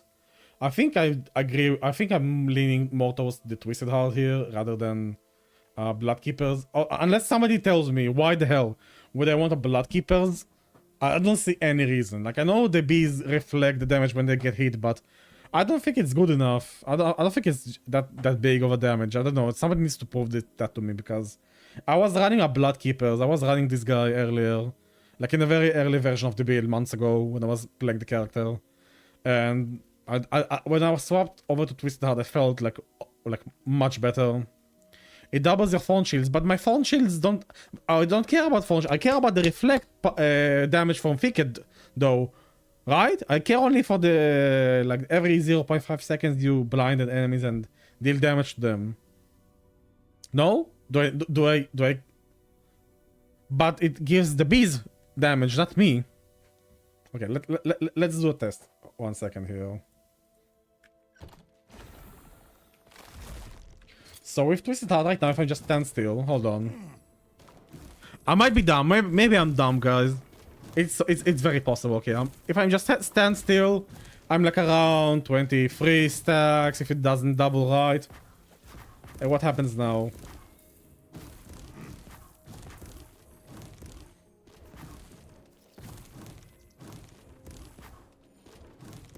It's about the same. It's a bit higher now. Okay, it's a little bit higher. Am I missing something on my Thorn Shield? I mean, I'm missing some points because I need Spriggan levels. But yeah, I think my entire like skill build is a bit scuffed right now because I went for like the Ice Branch. It's definitely a bit higher, but okay, let's read the skill description. Okay, Thorn Shield. It's one of these guys.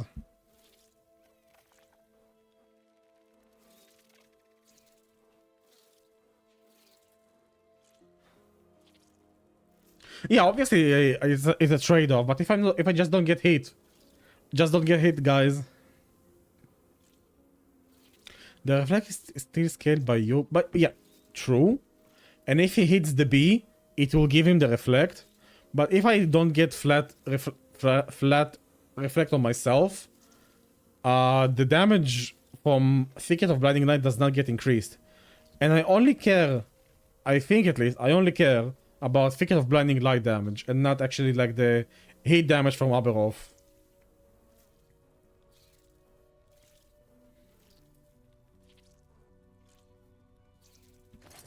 There's nothing here. When you cast Thorn Shield, yeah, the nearest bee also gains Thorn Shield, so...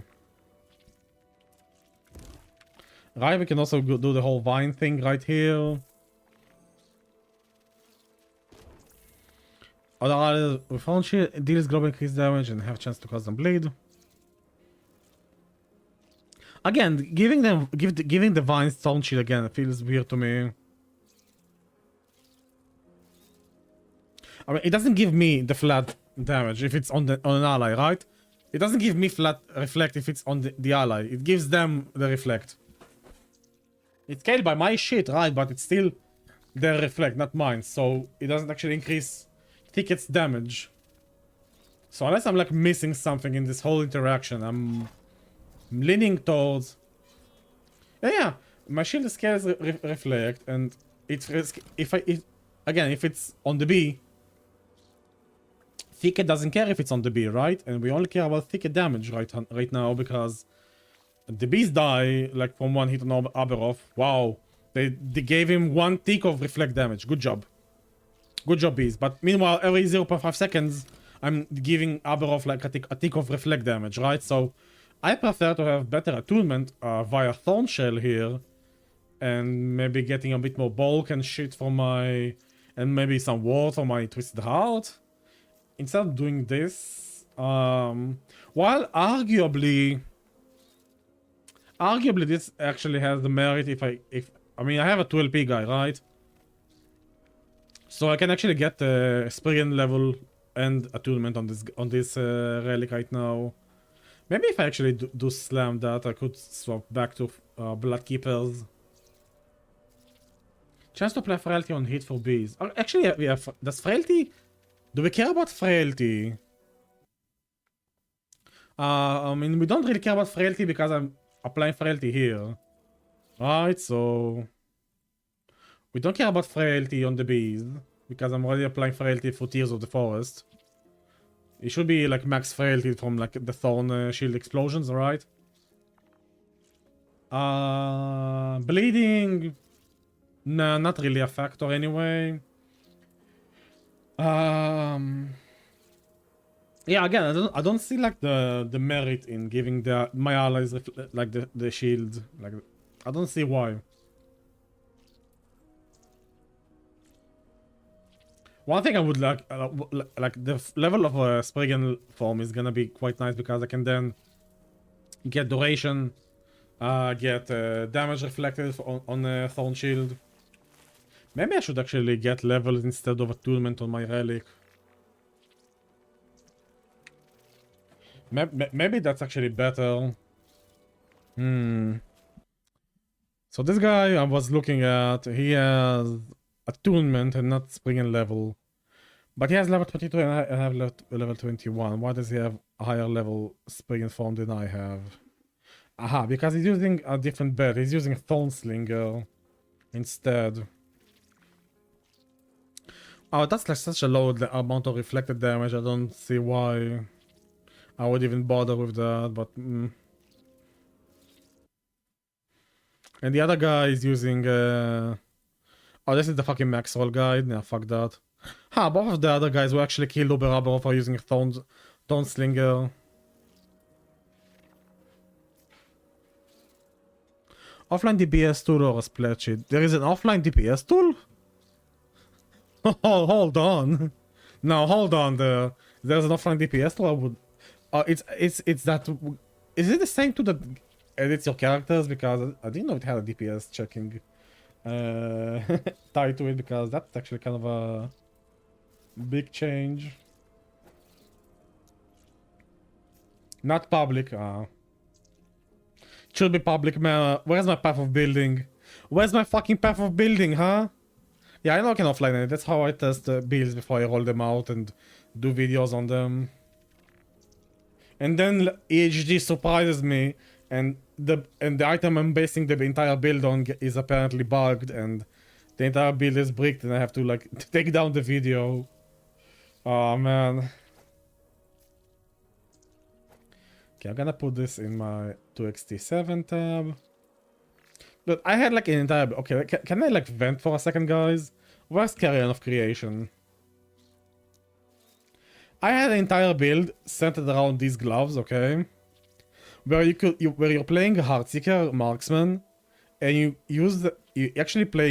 do poisons instead of bleeding, right? And you use the Heartseeker built-in skill of so you stack armor shred, my bad. Okay, let me just like pop that thing. I was so smart and was so giddy when I found that interaction, only to find out that fucking build is like just doesn't work because EHD is weird. Yeah. So these gloves, they have a really neat line which says 100% of ignite, frostbite, shock, time rod, damned, and poison chance is converted to bleed chance, right? So Zone here thinks, okay, I've played Heartseeker and I know the skill tree quite well at this point. Let's play Deep Rust. Get Armor Shred on all of my gear, right? Instead of poison or bleed. Armor Shred gets converted to poison. Poison gets converted to bleed. And then we just play the bleed Heartseeker as the Armor Shred stacker because Armor Shred stacks way higher than poison chance or bleed. But you can't fucking double convert now, can you? Fucking hell, man. I was so fucking pissed. It's not even the double convert. It's because... It's not even double convert. It's because the skill happens after the item happens. Like, it happens apparently in some weird order of conversion. The gloves happen first, and then the skill tree happens. So the gloves do convert like whatever you have, whatever chance you have. But then all of the armor shred gets converted to poison, and it does not convert it again back to bleed. So you just have like tons of poison for some like... I was so fucking pissed, man. I was so fucking pissed. I was playing Blade Heartseeker last season without this item. It was fun. It was really, really fun, but it wasn't like as good as the other Heartseeker, but it was extremely fun. I really like damage over time playstyle. And I was like, yes! Buff for the build, let's go! Let's go, fucking log in, play the Care of Creation. And only to be disappointed, man. Only disappointment from that build. Hopefully, maybe next season they will fix the interaction. I was spamming them quite hard early season, but they know that it's an issue, and people like have been baited by that. Hopefully, hopefully. Maybe in the expansion, if not next season, man. I have to stay hopeful for the build to actually work. It's a fun build, man. Bleed Heartsick is actually really fun. It just lacks damage because it's a bleed build, and all bleed builds are kind of shit. Unless you're Falconer and you just like pop the bleeds with. No, actually that was actually nerfed, right? Dive bomb bleed popping was also nerfed, so yeah. Man, if only damage over time, like ailments were good in the game, like for an actual end game.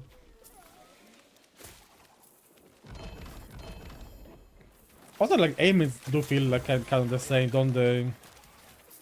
All of them like all of them like reward you with like stacking them fast and getting some penetration. And hopefully, like you immediately just like open up an enemy. Immediately, it's like over 1,000 stacks to deal damage.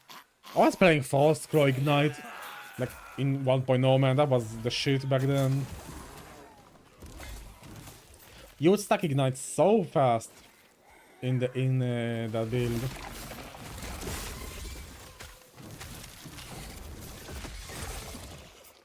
Yeah, but make ailments great again.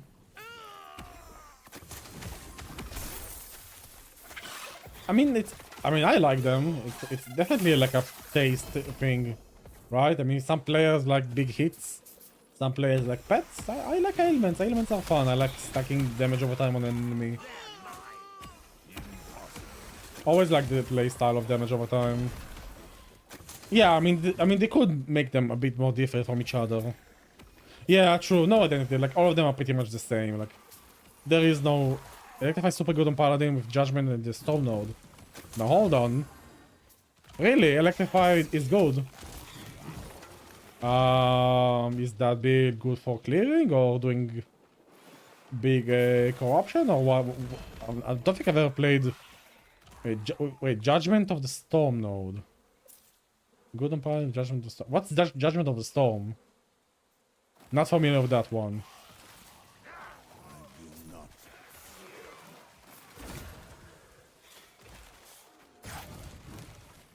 Now you piqued my interest. If Electrify is good, I might give it a try.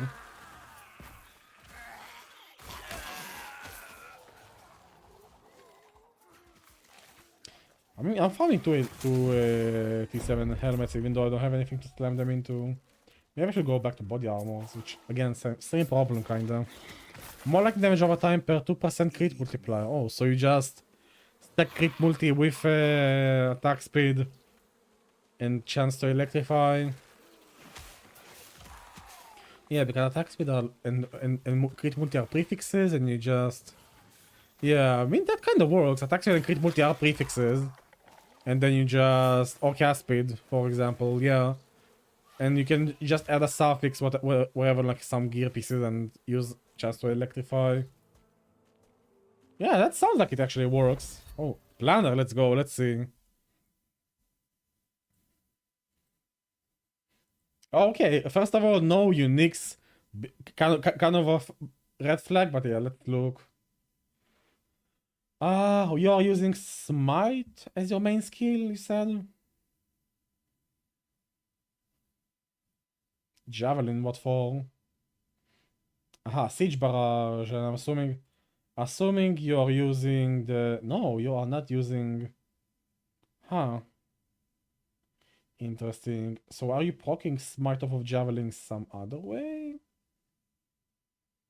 I've never played Javelin, actually. Ignite Bleed chance also is compared to Electrify. Okay, that's kind of nice. Can stack a lot of ailment chance with that conversion. Is off meta. Yeah, I mean, I play off meta builds. Have you seen my Primal Cadence build, man? That's extremely off meta and very fun. Aha. Basta no cast Smite target. Okay, there we go. This is how we cast Smite. You wanted to hard cast Smite. Ah, I see. Because like if you're already smiting and stuff, you could just like use those, you know, the 2x2 relics which cast Smite on throwing heat, and you just do hammered in, smite, electrify. That could also be kind of interesting. Swirly Paladin with smite on heat, electrify. Actually, that sounds kind of fun. Now that I think about it, oh, No, don't get me fucking started. I'm a big alcoholic, man. I can't. How many smart extra would be better? Yeah, probably. I mean, you hit way more often with hammered in smite. Where's my cadence guy? Though this was my masterpiece this season. Completely self-made. Nobody else made something similar to this. But yeah, my Rive Primal Cadence Void Knight using this. Where is it? No, not this guy. This one? No. Rive. Where is it? There we go. There. Folk Lever. Lightning Earthquake. Goddamn. What? Actually, I'm not very familiar with Primalist. This is like literally my first Primalist. I'm not. Do you know even that Earthquake can be lightning? Are you using like that? What's that? What's that name? Storm. The two-handed mace, like which has storm charges on it.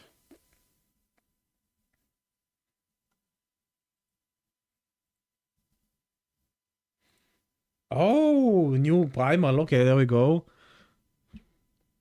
Attunement skills. Attunement. Reduce mana cost of spell skills. HP. More damage to bosses in rare while above half mana. Less damage taken while below half mana. You use chance to cast Lightning Strike when you use a skill that costs at least 10 mana. And I'm assuming you just use Gathering Storm here? No, you said Earthquake, right? Oh. Interesting. So you just proc Thunderbolts with Earthquake and obviously Earthquake has like a hefty mana cost to it, right? 50 mana cost. How are you sustaining mana then? Soul of the Mountain. Oh, I've not seen that item used in anything. Okay. Spirit Forms of Chaos. Spirit. Veil Spirit per 5 attunement. What is Veil Spirit? 4 scrolls are better than 12. Wait, what? How are 4 scrolls better than 12? Grasp of the Blood Mage, yeah, basic shit for casters. 2 LP Seed? Yeah, good luck getting that, by the way. Evolution's End, always nice to have. 1128 man gives you 20 hits of Earthquake. If anything is still alive by then, you are probably dead. Oh, is the damage that good? Wait, is the damage that crazy? Oh, that's interesting. But why not? Why not be? So question: why using Spirit Xylem? 700 damage effectiveness. Seriously? 600. Yeah, I was about to say if you're already doing that. Where is it? Oh, it's intelligence. Right. I remember somebody was doing Earthquake with the cleaver, like that cleaver solution. Man, so many of these primals, man, never like became meta. It's so sad. The new Wolfman can get you a solo wolf and +1, then solo champ companion node. It's giving 4 scrolls of 85. Oh wow. I have not played Primalist enough, man. I've barely touched this class. I was actually like testing Swarmblade in previous seasons, and before this season, before patch notes, I was going for the Swarmblade, Viper Strike, Viper's Poison shenanigans, and it got nerfed so hard via like various means. It just killed. Yeah, Serpent Strike. Yeah, sorry. PoE skills and last epoch skills getting mixed up in my head. Yeah, Serpent Strike, Serpent Venom got absolutely gutted this season, so that build is pretty much dead. That build was so fun to see, though I was like doing early part monoliths in offline just to test the build, and it was so fun. Oh no! Thank you for the follow, man. Really do appreciate it.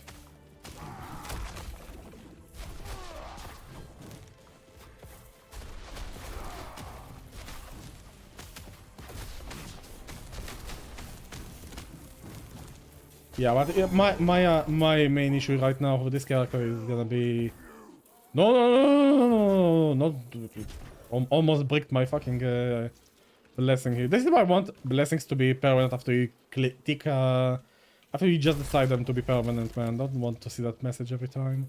Also level up. Oh, what the hell am I grabbing now? I don't think I want more bow hearts here. Got a 3-pointer here.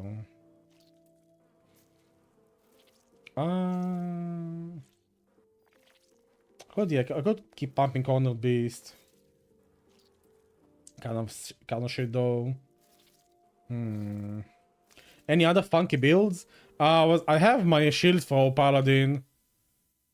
Sorry, Shield Throw Forge Guard. Where is it? That was my season starter, by the way. Sigion's Reprisal, Shield Thrower. Did not pan out, was quite weak. I think I stopped playing him after Freehand Corruption-ish and then swapped away to my Rive character after I got like enough stuff on it. Dude, Forge, I had so my idea initially with Primal Cadence was doing Forge Guard with where is it? Yeah, Forge Master's Might, Primal Cadence, Rive, and like some like other shield, which helps. Like I don't know, maybe Bastion of Honor, maybe Face of the Mountain, or maybe even like something else. But Rive is just so much better on Void Knight. It's not even close. And you really want, like Rive with Primal Cadence, because it really like utilizes everything that Axe gives you. Like if I just look at the Void Knight build again, where is it?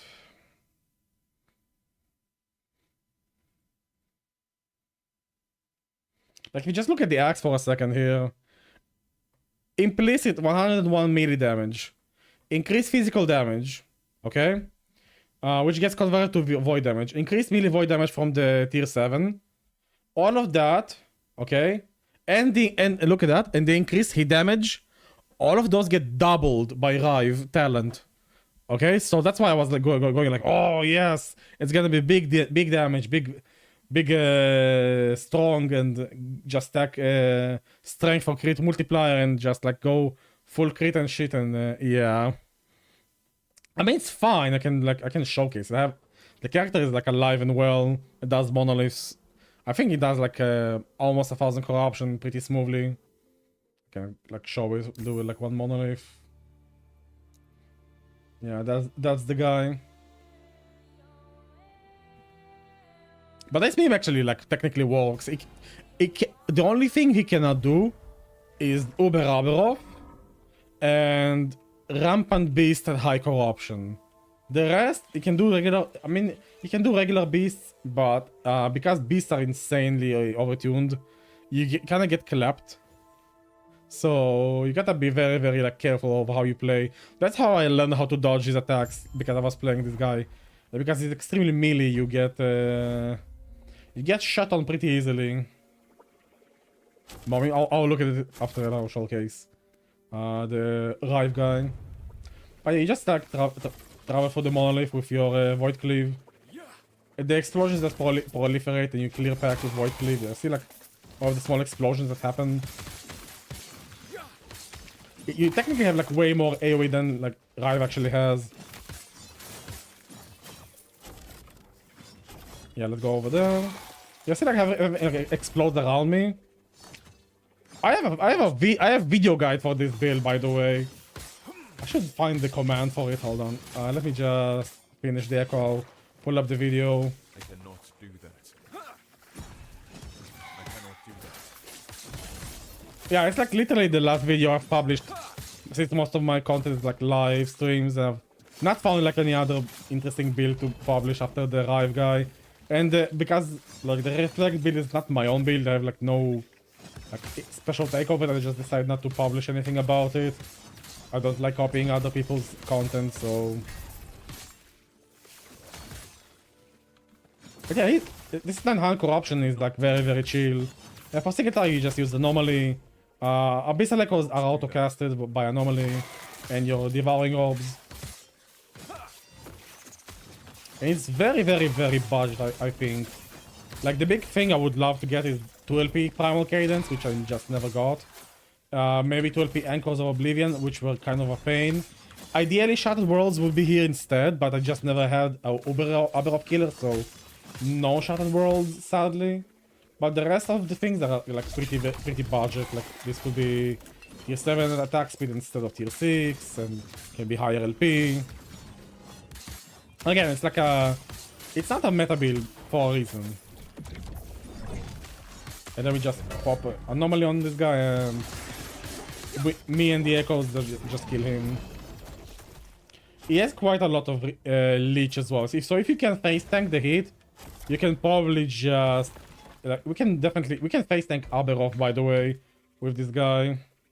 Regular Abberoth, we can just like sit in place and just face tank. I cannot do that.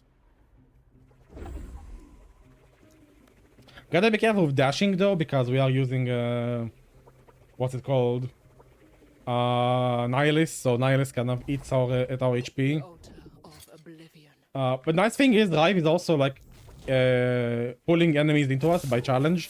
So even if you stand and do like the Drive combo, enemies around will be pulled inside into the explosions and detonate via the overkill damage. So it's like if you've ever played PoE and played Explodey build, this is probably the closest you'll get to playing Explodey build in the last epoch.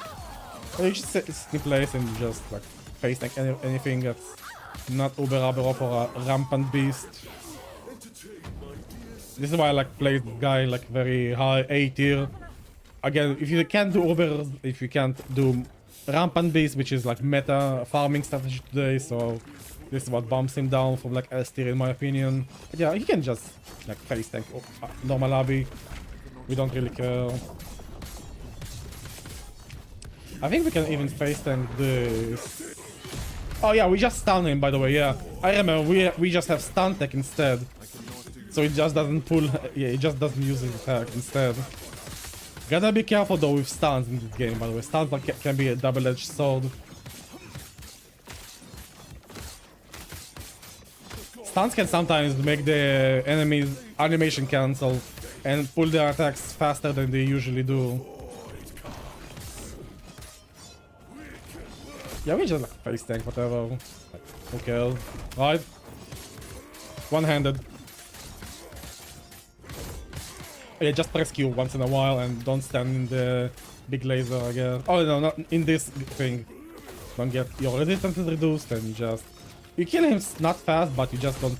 It's a safe, normal Abberoth killer. You can see like the leech. If anything, Junior, this is what Meathead would love to play. Yeah, we just like stun him out of his animation anyway, and... Okay, yeah, sometimes when we... Okay, yeah, we need to respect that. Although the damage was not big overkill. I think that's like the only attack we actually have to dodge, but yeah, we can pretty much... if the... where is it? If the stun chance goes through... I think I have it on my tree, actually.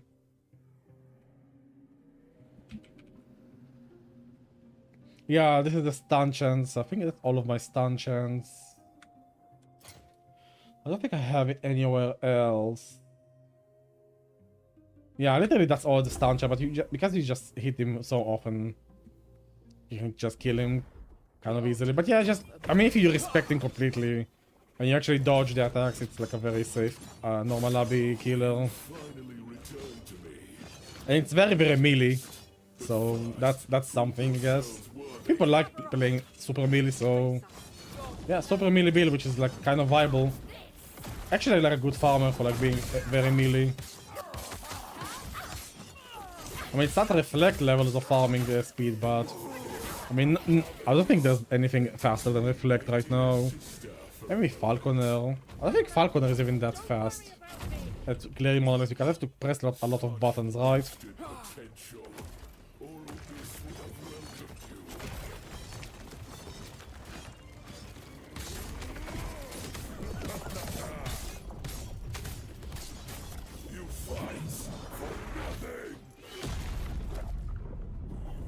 We just go back, leave into him. Anomaly. Yeah, every time he staggers, we just apply a stun. I don't think Abberoth can be stunned, so that tech doesn't work for Abberoth.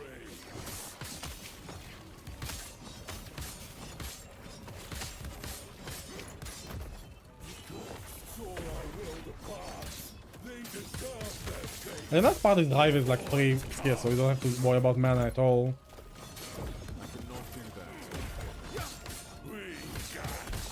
You can ignore the slams completely.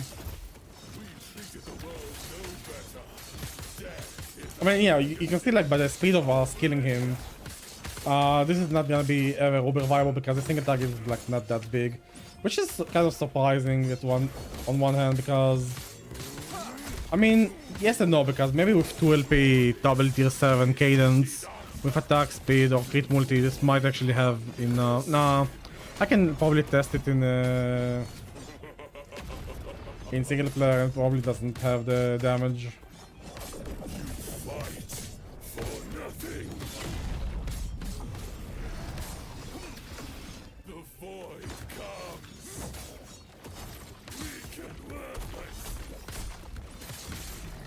Yeah, there we go.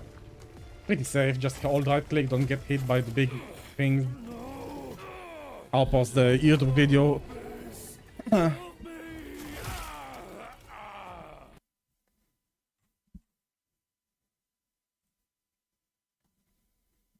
I swear to god I had like a command for to pull up the build.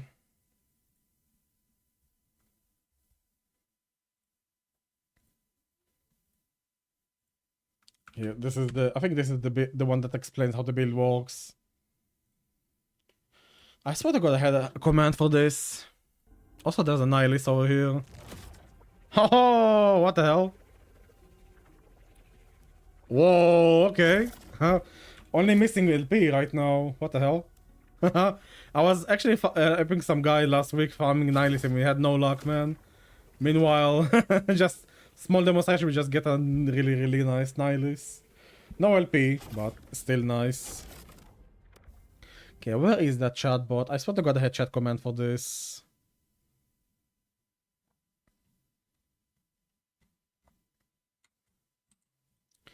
Custom yeah, it's literally just... Okay, it's literally just this. Yeah, there we go. The planner is this. And... I guess no video guide, huh?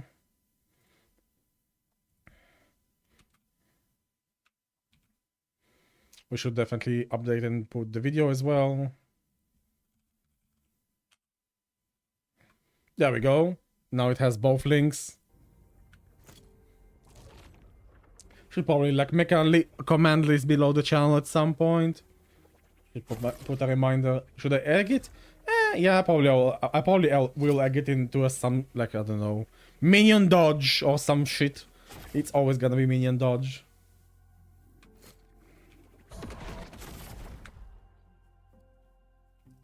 No problem, no problem. Let's put it in, I don't know, I guess over here. Next to our Omnis. Gonna put it there and egg it later. Okay, back to reflect. We also have this guy, which is, I mean, I don't think it's worth showcasing this guy. It's such a shit build. I was actually like baited into trying this because somebody else was doing it like in season 1, I think. It's like 1.0, but honestly, don't recommend. I think this is the highest I was pushing with him. Yeah, 800 corruption, barely. Yeah, I think this is like with a lot of struggle as well. Maybe at 500 is like okay. But if you want to cosplay Captain America, this is the guy, I guess. Oh wait. He might not be... Oh shit, I scavenged him. No, he's actually... Yeah, he's unviable right now. I've scavenged all of his reflect idols into my reflect guy. Yeah, I was using these guys for CG-ons. Oh, okay, so sorry, I cannot showcase him because I've scavenged the guy. Rip. But it's okay, like you... Oh, why did I... log off, yeah, there we go. Reflect. It's fine. He'll get into 500 corruption. You'll kill normal Abberoth with him, and that's pretty much it. Definitely a meme build.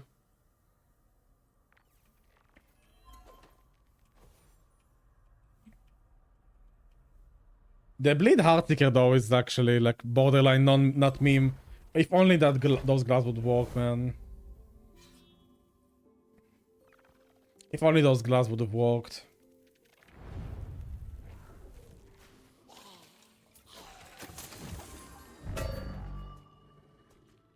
Yeah, okay. Double tier 6.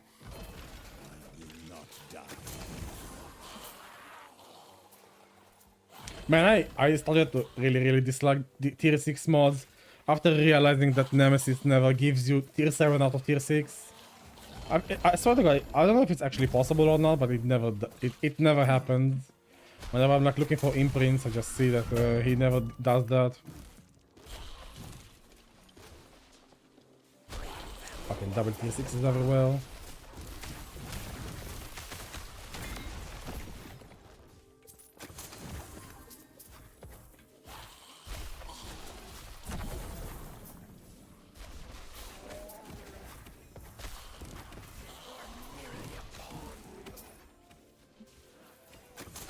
I might want to swap my imprints. I don't know if I'll actually manage to find the 2LP seed. And getting 2LP helmets right now feels like a waste. But I have to finish these troves, otherwise I will be wasting them as well. Because at some point I will want to reroll this timeline.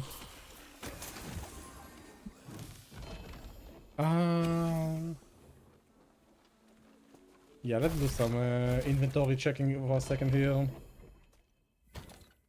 Okay, which other double tier 7 I can use right now? I can actually spam relics. I mean, I can spam relics for the B relic, right? I think I only have the one, right? Yeah, I think I only have this one. Let's imprint it.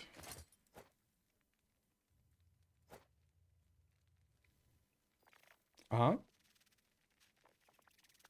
Armor or weapon. Ooh. Ooh. Oh, that's a problem. Ooh, that might actually be big problem. Do shields count? Did they fix shields not being able to be socketed? No, shields do count, but this is a double... T6, T7 though. I don't want to farm this from troves now. I knew I should have bought more Conquer Towers rather than that. Yeah, it's either amulets, which I already have sorted out, kinda. I mean, yeah, I do want a new Tears of the Forest with attunement instead. Yeah, probably amulet, but amulet is, again, not...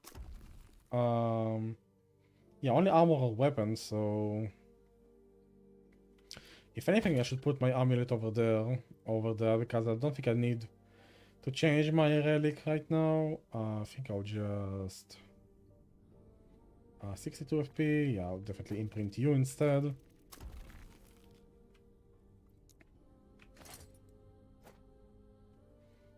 Okay, probably gonna put you as well over here.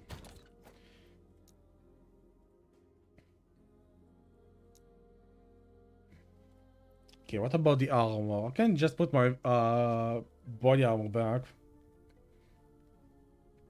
Can put my boots back for extra boots, but I don't have anything to slam them into. Or keep helmets for that.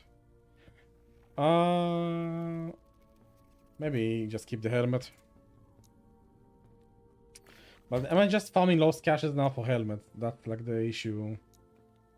No, I don't think I want to farm lost caches for helmets. What about grabbing this? You know what? Yeah, I'm gonna use belts, and I can maybe grab a double tier 7 belt. Maybe I swap to Thorn Slinger like the other guys are doing. I feel like Legacy of the Quiet Forest is such a nice belt with like all of the resistances and stuff, and you get kind of nice rage. Although if I have Tears of the Quiet Forest, and if I get Itera, honestly, once I get Itera's step going, I probably don't need this Legacy of the Quiet Forest, right? Yeah, because this will summon vines, and the Tears of the Forest will give me rage, so I guess I need the new belt, huh?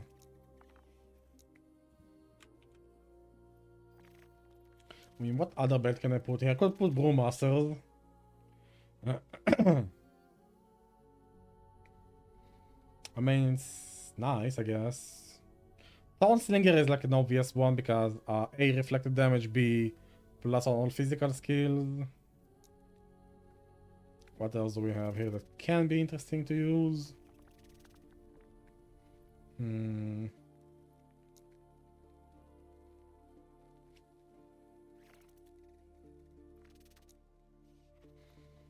Yeah, not a lot of interesting stuff. At least not for the build. Man, am I actually forced into playing Thornslinger? Really?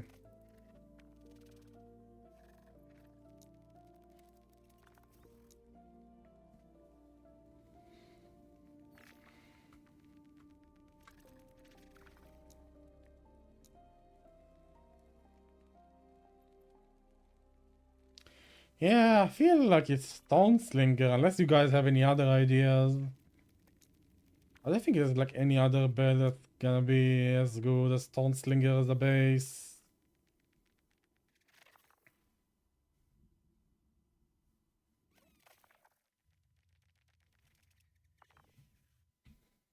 Yeah, this is like mainly for the intelligence, for like the int stacker, for the falconer, when I was doing falconer.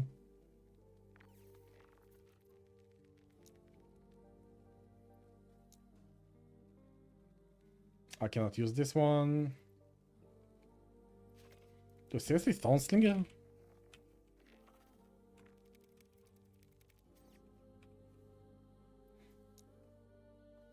Well, I have 1 LP Thornslinger, so there's that issue. Well, I guess I'll have to farm some belts for the Thornslinger. Dude, I really feel bad just outright copying other people, but there's literally no other choice for belt, right? Like, nothing else like looks interesting. Like, actually nothing else looks interesting for belt slot. It's either Legacy of the Quiet Forest, which gets kind of redundant outside of just getting resist, and there's Thornslinger, and that's pretty... Maybe Jungle Queens, but... I mean, Jungle Queens is not good for this build. I mean, the potion spam is not why we are playing this build. Also, like, more button mashing, so... Not a fan. Okay, let's do the whole... empowerment. Watch this get fucking random mod. Impossible.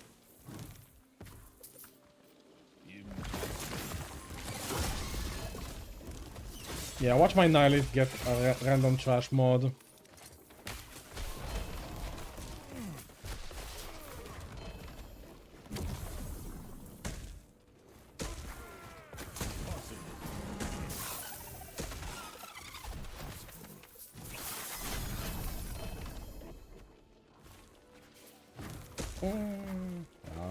I'll pass. I don't think I'll ever do something with that.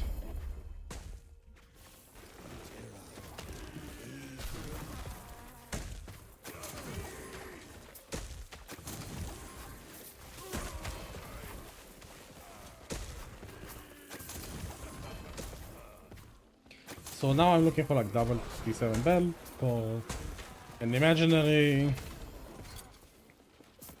Yeah, don't think you're a Legacy of the Quiet Forest, I guess. Oh shit, what the fuck is that? Hello? Double tier 7 ring, just like that? Okay. Lucky in the wrong places, boys. I don't need a double tier 7 ring. I don't use anything that can be used with double tier 7. I'm using red rings. Good luck getting double 2 LP red ring, dude. Those probably cost like billions in the market right now. 2 LP red rings, man. Can you imagine? How fucking like insane you have to be to actually use these and actually slam the correct mods onto them.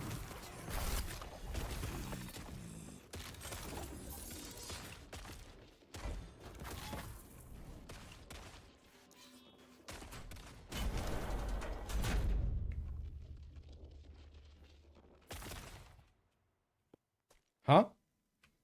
Where's my echo?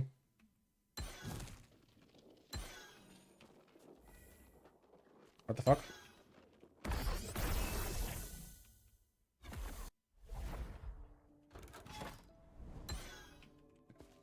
Okay, I guess we relog. What the hell?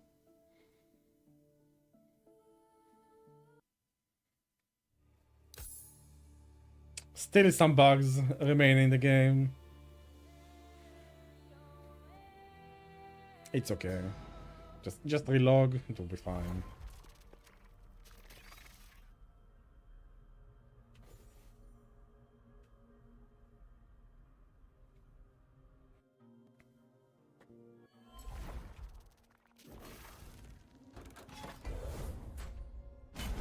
Can we fight the dragon now or what? Yeah, there we go. Now it loaded us. Oh, there we go. You already have your ward phase going. See, I still like don't see like why I would want to put thorns on my bees for this guy. I mean, again, most of the damage is like from my ticks from Ticket here, so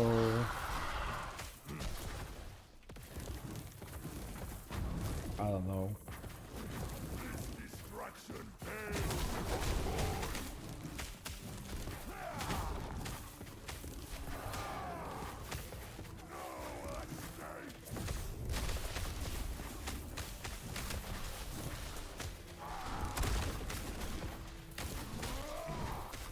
Okay, go.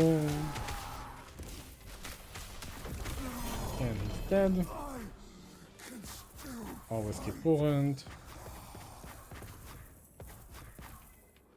I'm not seeing a 2 LP Twisted Heart yet with all my dragon killings. Or must be quite rare. I mean, it's probably like one of the rare 2 LPs in the game. Even getting 1 LP Twisted Heart is like quite rare.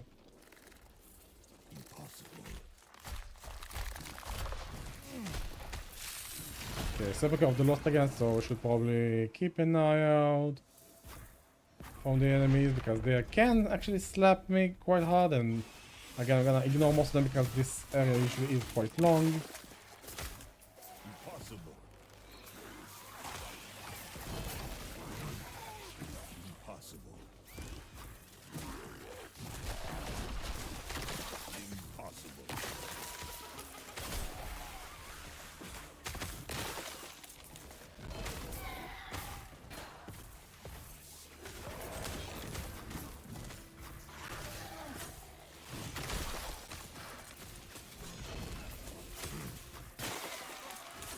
There we go.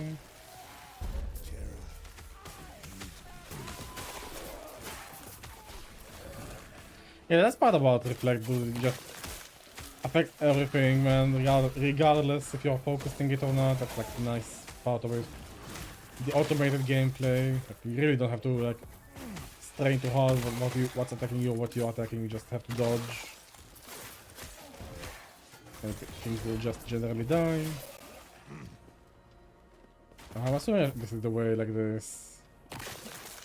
It likes to wind around this area.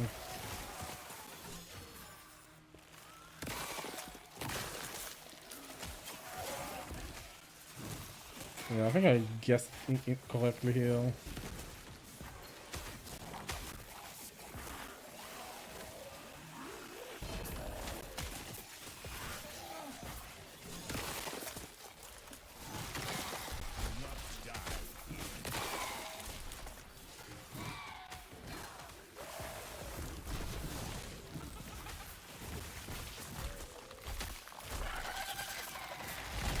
Oh, I think we're having a memory leak again.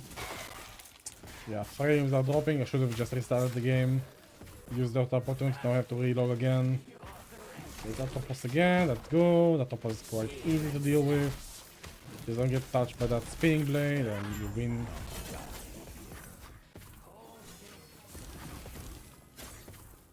Oh, 60, that's shit. Oh, that's actually a good one. Time to swap one around. 139 over 89. Yeah, there we go. Increased damage. Yeah, this is actually kind of nice. It will give me upgrades as we go. Still no HP and reflect on these guys.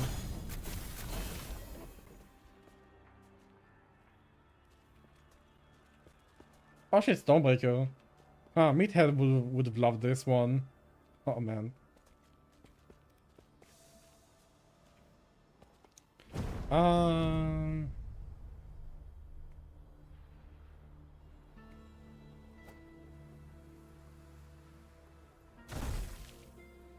Yeah, it's just like reforging it, man. Yeah. Not worth reforging it. Should have just left it. Yeah, it's just honestly like the best way to farm these guys is just doing prophecies instead. Someone know when new season starts? Probably in April. I think that's about when they said it will be late March or April.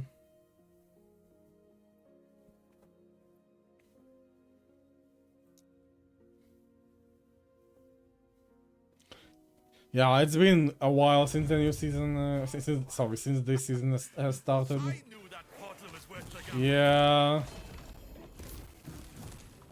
I mean, they had a very, very small team, and I think they have increased their, like... Yeah, look! Shitty mod on my Nihilist, yay. Yeah, but I think they've, like, got more people on board now, with, like, the purchase and all of their, like, job openings that they have posted. I think they have more people now. Hopefully, from now on, we'll have, like, seasons every 4 months. Hopefully. I mean, it's really, really unhelpful for the game to have like such a long time without a new content patch. Heck, I would even like be fine with like a season reset, with like I don't know, like the invasion. If you guys remember from 1.1, when you had like the invasion with like extra mobs in your echoes. I'm kind of fine with that as well. What the fuck? What the fuck is this? How did this actually happen? What? Kind of weird. Okay, not gonna pick that up. I have double tier 7 already.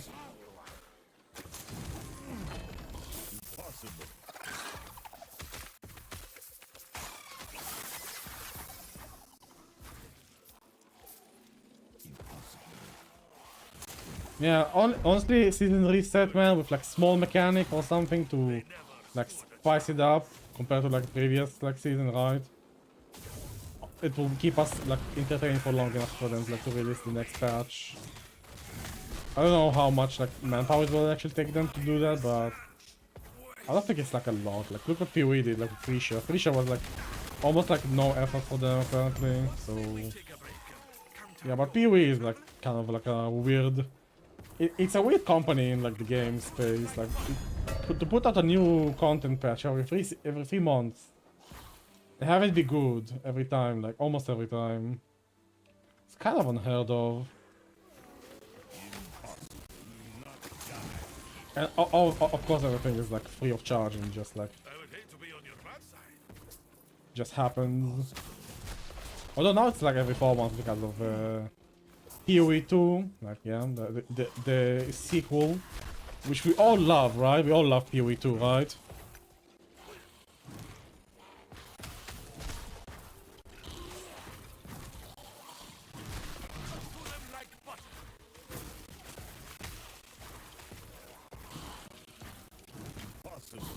Okay, almost done with this echo.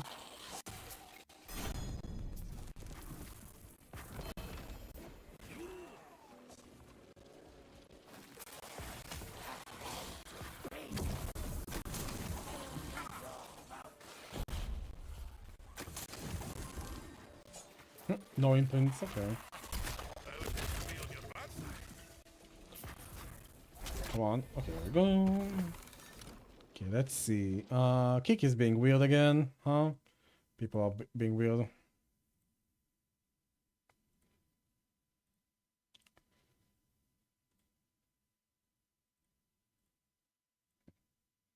let's ban the bots. Okay, always good to ban the bots. Wish I had something automated for Kick, man. I have something good for Twitch, but Kick has been like lacking in bot support. For like dealing with like weird spammers and shit.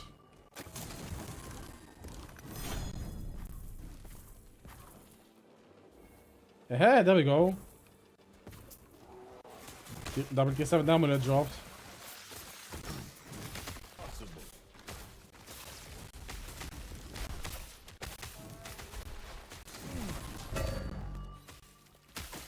Yeah. Double T6.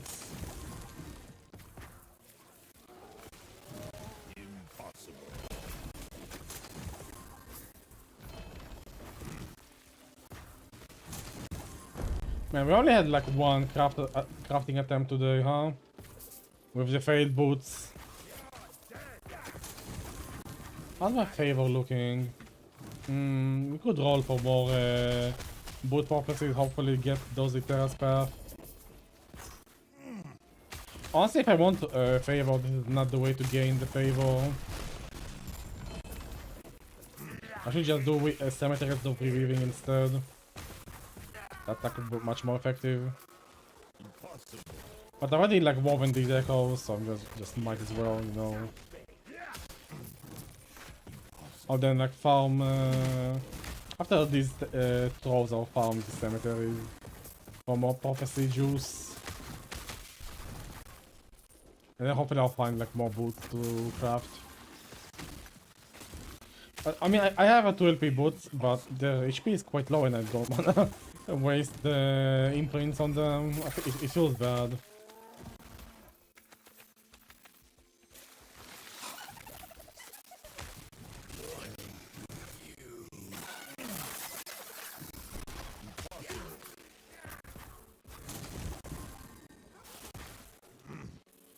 But yeah, once we have those boots, I can then reroll to druid, and then we can use the druid's werebear form to just run fast for the... Oh, hello. Hey, belt. There we go.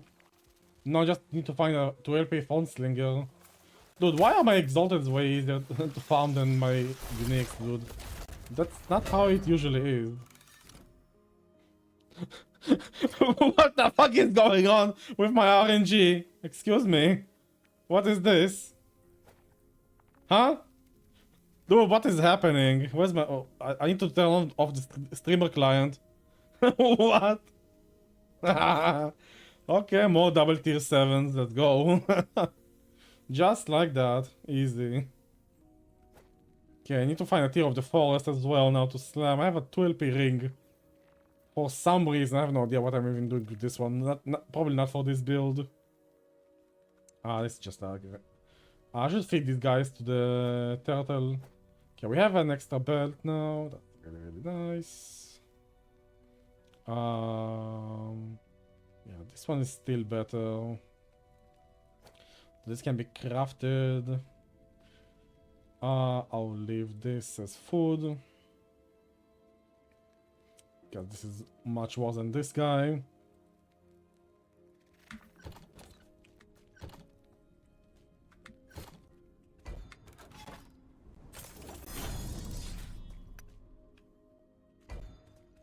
How many more? Wow, I have like quite a bit more. Okay, I'm gonna probably stop here.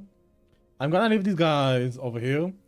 I'll return to them once I have like something, a reason to farm double imprinted, because I have my imprints ready pretty much. I just need to find the uniques now, which means we can go like the other way and farm some cemeteries of reweaving. Yeah, I'm gonna go here. Yeah, I'm gonna go here next. Put some cemeteries of reweaving, lost wood follies, and farm favor with that. But I'm gonna take a short break and I'll be right back.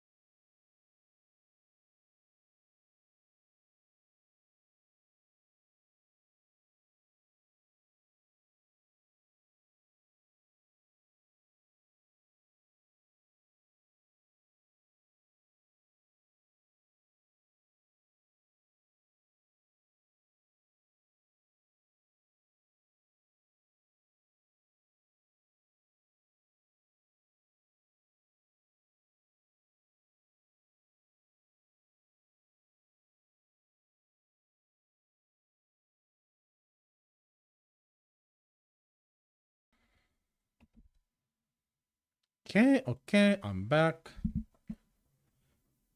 Okay, hopefully we're gonna have chill time in the coming half an hour, because apparently some fucking fake news is coming that shit about to go down over here, but I think it's just literally fake panic news.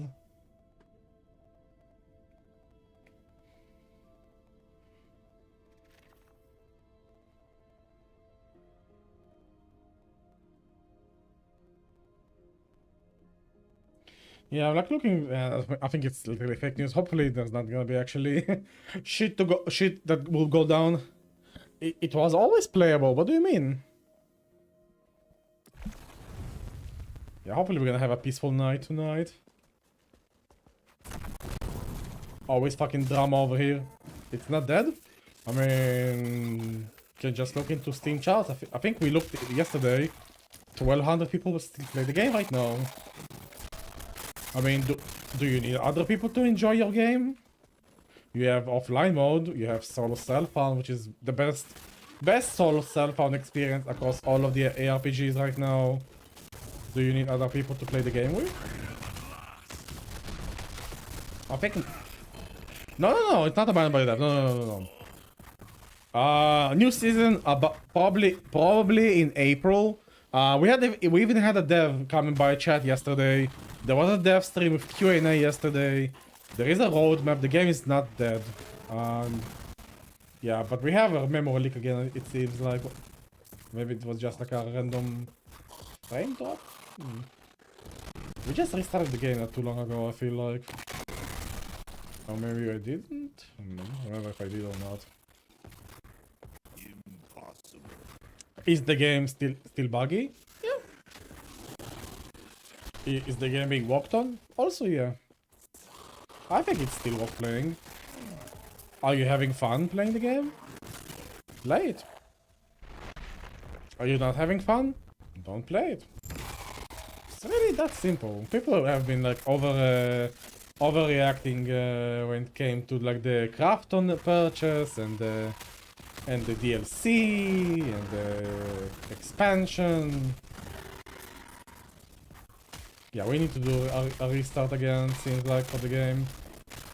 Yeah, the memory leaks. Possible.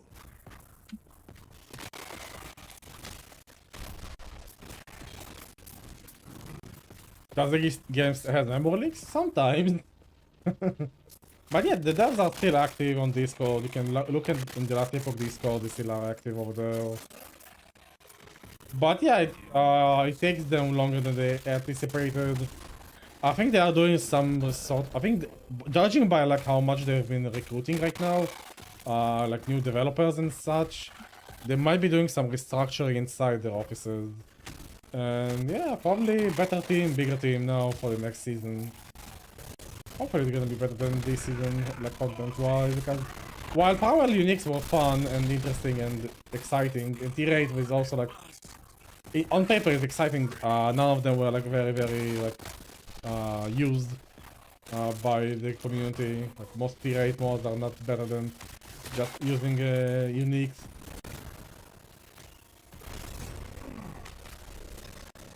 Yeah, again, talk about the choppy gameplay. There's a memory leak happening right now, and yeah, we need to restart. Oh, yeah, grab the amulet, don't die and lose the nihilist. That's gonna be bad. Please no. Okay, this guy's there. What's this? Don't care about that. Go back. Impossible. Yeah, I mean, most people, here's the thing, that a lot of people, especially like the content creators, right? Which people usually just follow their builds. They have to spend their attention between PoE1, PoE2, last epoch, and if they play Diablo, then Diablo, right? So they'll do like the most cookie cutter shit imaginable, and not explore like the niche items or any other stuff. Like, example for my like my Primal Cadence build, right? It's like, it's not meta, but it's a good build. And sometimes people will just figure out like some new overpowered shit with the new items and they've just not been explored before, right? But that's like the fun in LE. You can explore pretty freely because it's like, it's so easy to like to reroll and respec in the game. Okay, so what I'm gonna be doing now is gonna be Okay, we need to pick a direction and just slot in all of my woven echoes. I think this is gonna be enough like this. Go for... what's my shortest route right now? Probably up like this. Maybe even like this towards the diagonal. I think, yeah, diagonal is gonna be better here. So, Cemetery of Reweaving. Last Wood Folly. Okay, Lost Wood Folly, Cemetery of Reweaving. Sepulchre. Lost Wood. Sepulchre. Another Lost Wood, I think. I think that's enough loops, I think, for now. Yeah, and the rest can be just cemeteries.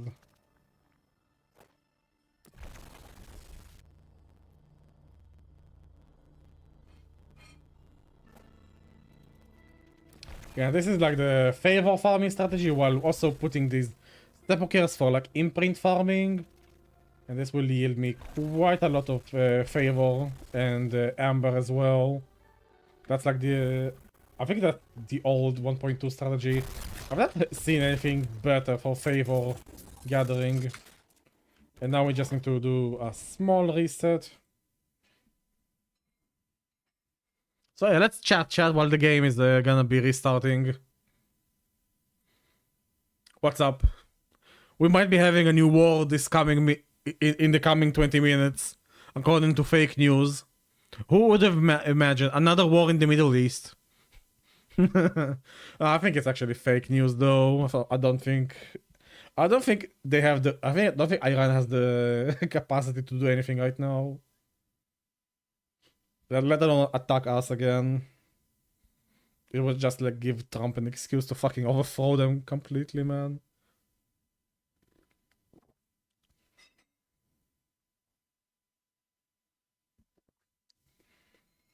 Oh yeah, look. By the way, Mari, if you're still here, you can kind of see in the news section here. There's a roadmap. Where is it? There's literally a roadmap. Season 4 gonna be Omen Windows, Echo Chains, Corrupted Items, Corrupted Altars, new Rogue Skills. Shadow Red, they showcased that. Bladestorm is expanded to a new skill tree, so two new Rogue skills, technically. Primalist Animation Overhaul, Rogue Animation Update. That's what's gonna be probably happening in around April. That's when Season 4 happens. Season 5, whenever that is, probably like 4 to 5 months after Season 4. Rage of Morditas, new endgame boss, probably like Abberoth equivalent, which is good. We need more endgame content, right? New Paladin skill, Radiant Lance, sounds really cool. Merchant's Guild and Circle of Fortune improvements. Hopefully, what I've asked, I've told, we had the dev in the chat yesterday, and I told him my like 2 cents about how I think Circle of Fortune needs to be improved. Like the most immediate thing is a reroll hotkey, so we can keep the mouse in the middle instead of going back and forth with the mouse on the UI. Yeah, balance and skill changes, and then we'll have the expansion. Obviously, more information when those things come closer. Game is not abandoned. Game is not dead. Game is good. Don't believe the doomers on Reddit. Don't believe the shit posters on Steam. And the review. Sorry, don't believe the shit posters on Reddit and don't believe the review bombers on Steam. The game is fine. Honestly, like really. Even if they just said, sorry guys, we are bankrupt, shutting down the game, whatever we have here is what you're gonna get. Just give us offline mode, give us modding abilities, and this game will still stay alive. Because the base is that good, in my opinion. The base is really strong in Last Epoch. That's why even if they like, go under and leave the game up in offline mode and just have it be modded like Grim Dawn, give it a Grim Dawn trip and it will be fine even at that. So I'm absolutely not worried, and judging by how the devs have like been throughout like the entire like beta and everything, I'm like very certain that we're gonna be. Oh, I think I fucked up. Actually, I should not put cemetery here. Rip, rip. This cemetery is gonna get wasted. Well, let's get over there.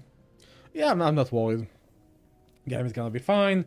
We're gonna get Grim Dawn expansion this year. That's exciting. Fangs of Astrakhan is coming this year. I don't know when exactly, but it's coming. I think it's like what, maybe next month even. When is Fangs of Astrakhan coming actually? I could swear it was February 26th that they said it's gonna be coming. We're once again ready to trade. Still not enough petals. So I'll just buy memory amber. This amber holds this amber. What's inside? Yeah, look at that. This is the. By the way, this is why we're doing Rampant Beast. My memory amber right now. Oh, don't. Is 17k. Right, let's pop all of these boys. Poof. Just like that. Good trading. And we can buy Conquer Towers now and farm more imprints. That's why we do Rampant Coasts. Also because I need better 12p thicket, but yeah. No petals right now, so we just buy memory ambers with the bones and horns and shit.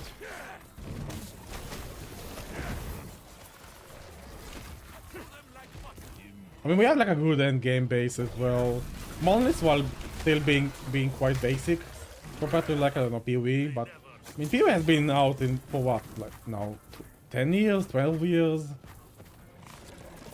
I don't think it's a fair comparison.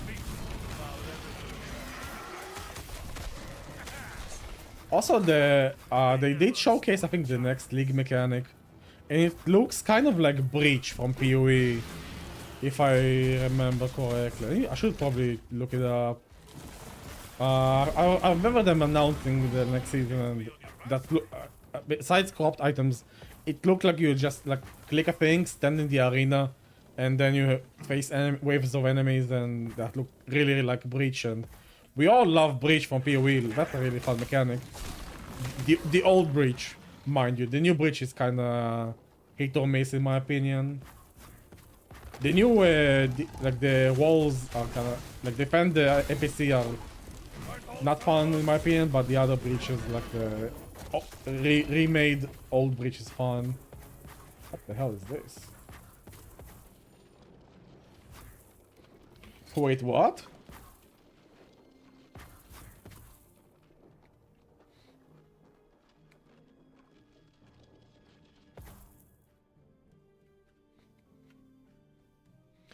If my offhand, its stats are almost 92% increased effect. Dude, this...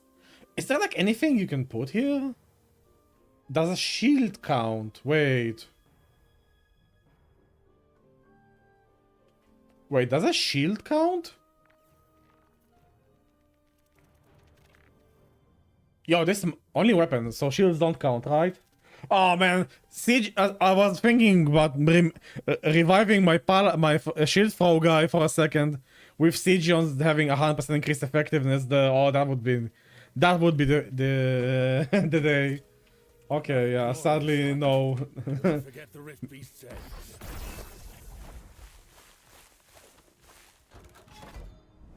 Wait, what? I think I fucked up. I portaled out instead of using the regular portal. Use that weapon for my lightning spell. Oh, interesting. Think you could go treasure hunting? I got excited and ported out by accident. Never stood a chance. Used to porting out after killing this man as a mage.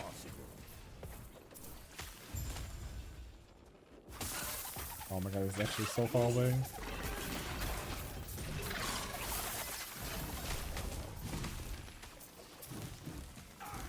What are you using in your offhand? Just like a regular scepter or what? I mean, the thing is like with exalts. I mean, legendaries are so good.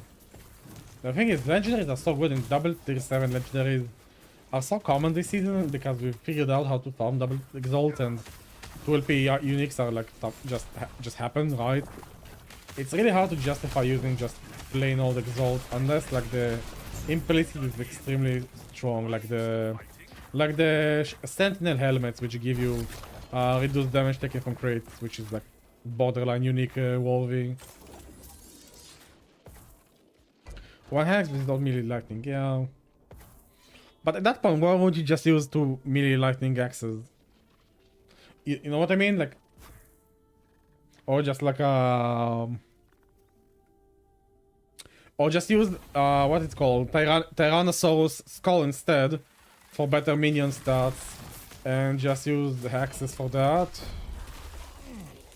That weapon gives me 3 weapons essentially. Oh, interesting. Is that does that really outweigh dual wielding and using Tyrannosaurus skull?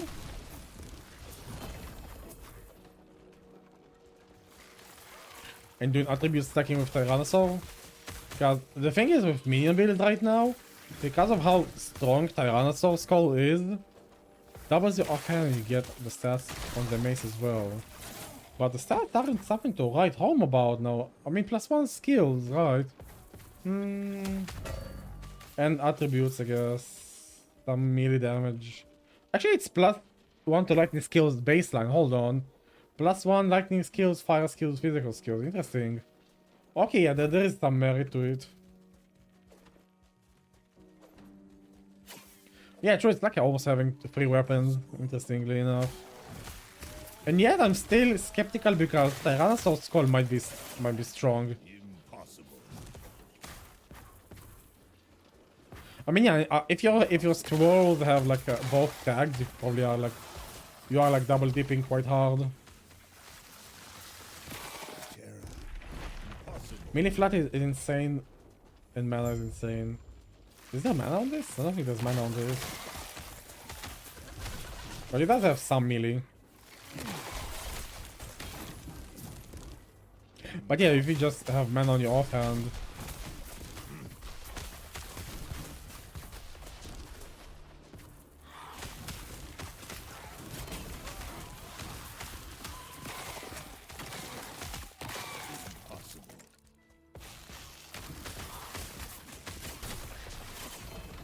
I also had like a really interesting idea of using the new bow. You might have seen when I was like scrolling down my builds about having like I was theorycrafting a marksman or a falconer build using the new bow, just making it an evade based archer build. When you just evade, you follow out attacks. And yeah, but I don't know, it feels like extremely memey. I've not actually like ran it in offline to test it if it's actually viable or not. I've not actually like figure out which skill I actually want to use it on. My biggest candidate right now would be explosive trap with like the bow node on it, and then using explosive trap to throw out acid flasks. But that feels so jank that I feel like it has like a no chance of surviving. Like there's no chance of like it being actually any good, but who knows? Maybe I need to just run it in offline and see if it has potential. It's definitely not uber viable, that's for sure. It's just like a meme farming build or whatever. Like just to use like a auto bomber playstyle, just run and evade to kill stuff. Okay, go over here and then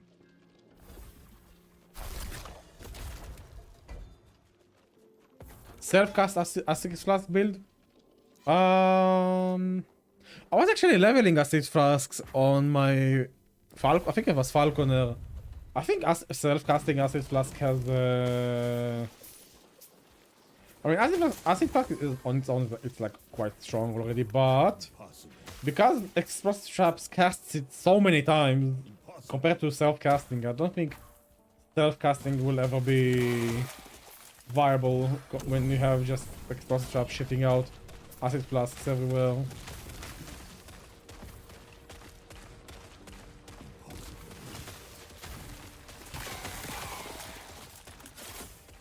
I mean, you will have the self-cast shuriken offensive build next season if you saw the new shuriken buffs, and it changes to blade storm. You have blade storm and throwing umber blade as a separate skill now.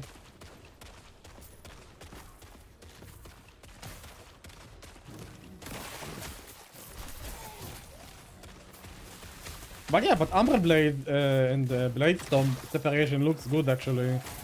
We've all been using Umbra Blade just for Blade Storm anyway, so maybe having Umbra Blade as like an actual knife throwing skill would be kind of nice. Nice change, you know. And maybe Blade Storm will actually become its own build instead of like just being like like a support skill for like the other builds which proc it.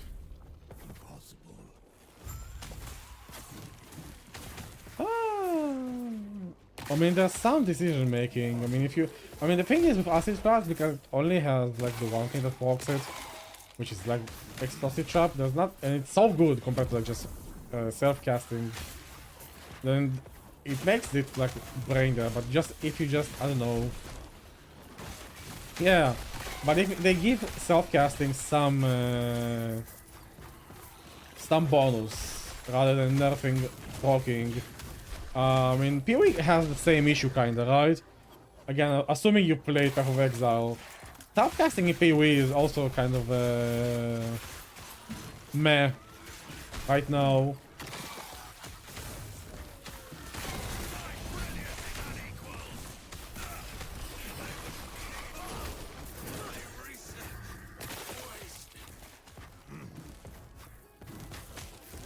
True, true. Shotgunning definitely helps. Honestly, I think a lot of this stems from the game being very power creepy from the last few seasons, and a lot of base skills just get left behind like that. I mean, look at Abberoth, man. Most fucking builds can't even touch the guy. Talk about like game power creep.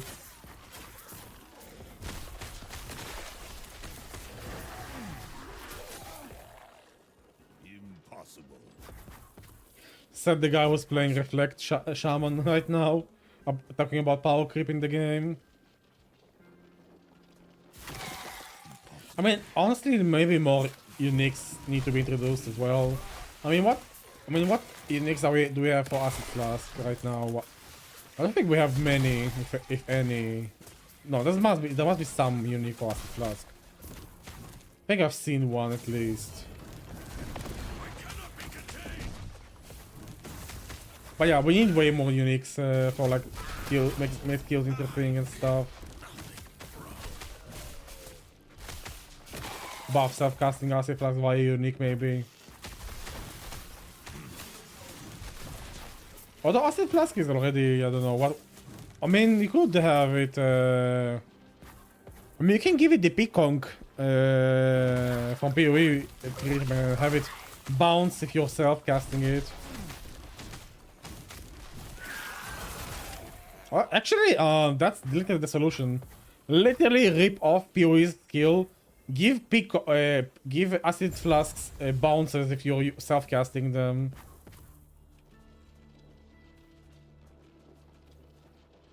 Oh, really? 3 uniques. There we go. Is that enough to make the self-casting good, or just doesn't reward self-casting in? Probably just as good as using that on traps, right?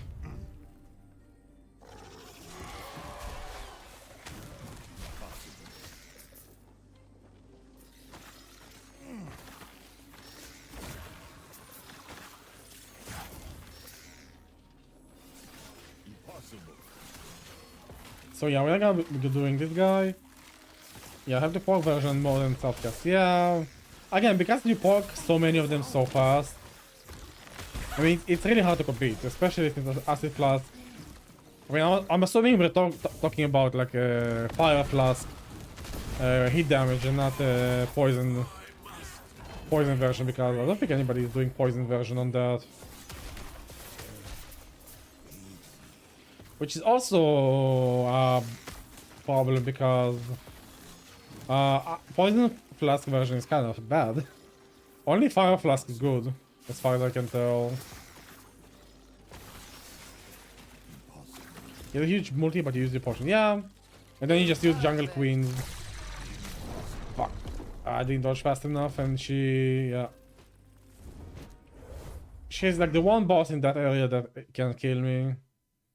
Because of that fucking laser beam. Oh, hello. Potential? No, no potential here.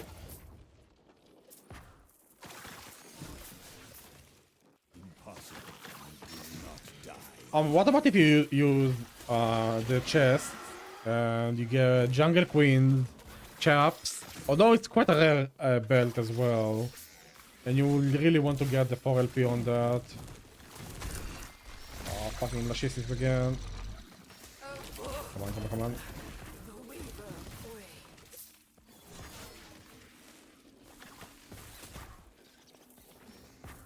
Yeah, what about if you do that combo and then you just stack potion, get fine chant on your gear?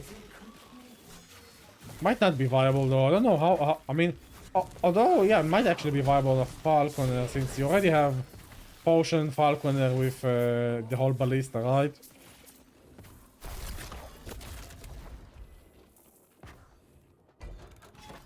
So how? Oh, I know why. Because ballista drops potions, right?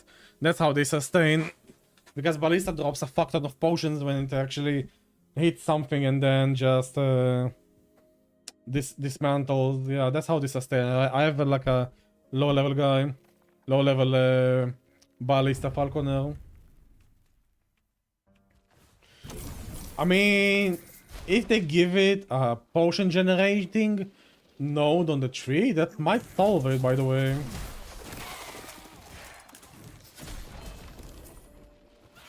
I don't know. Honestly, I think you give it the poison concoction of bouncing treatment.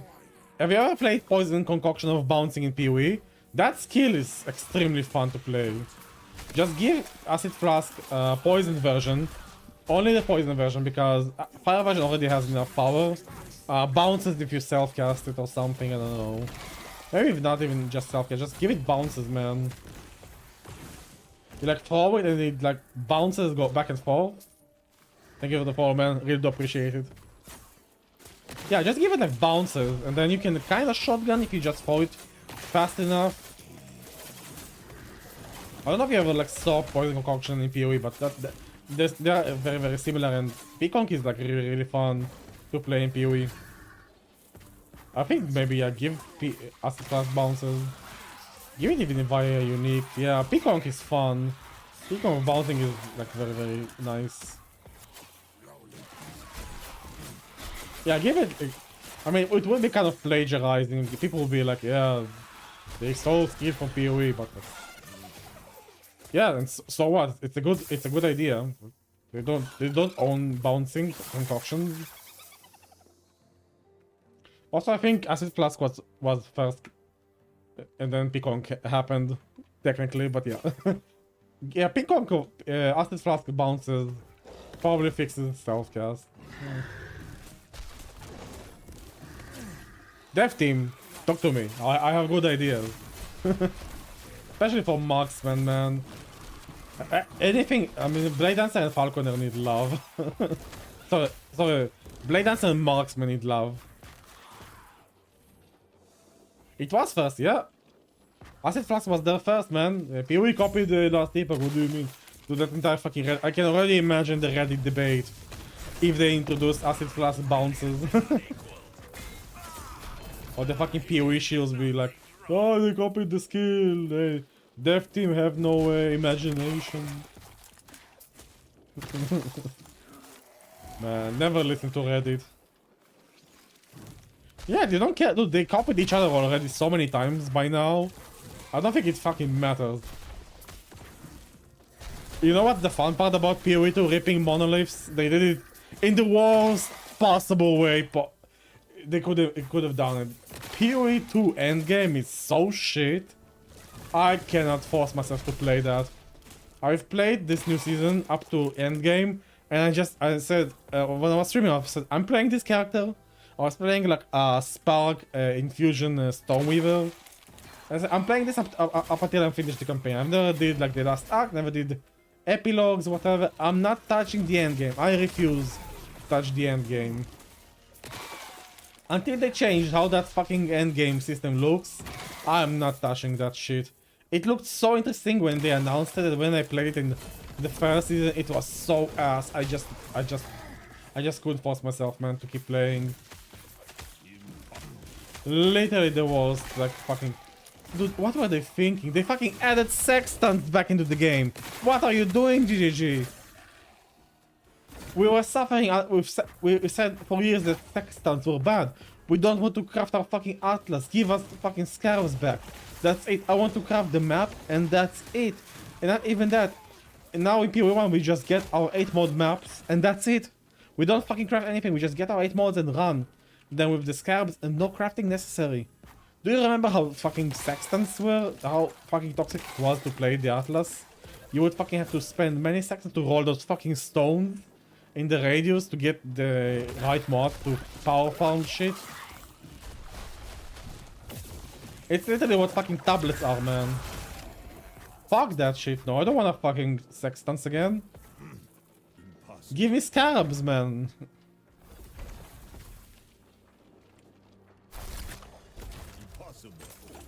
Also, the whole map thing.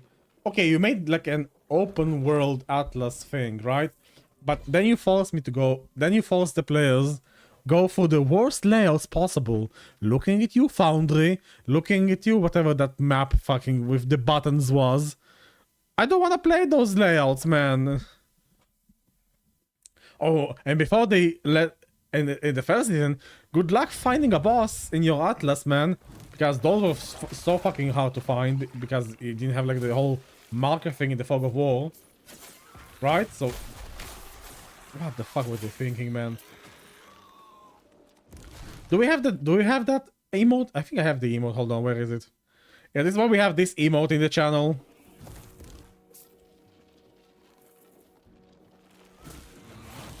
The vision. Fucking vision, man.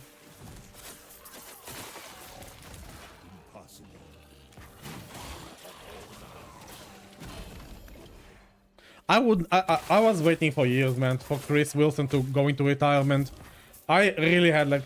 I had a personal issue with the guy saying that we do not want auction house, we don't want async trade, we don't want to make trade easy for the player, we're just gonna keep our shitty systems for a decade. For a decade we are gonna have a shitty trade system, and whenever the players will complain to how we just make like small adjustments. For years we didn't even have a trade site.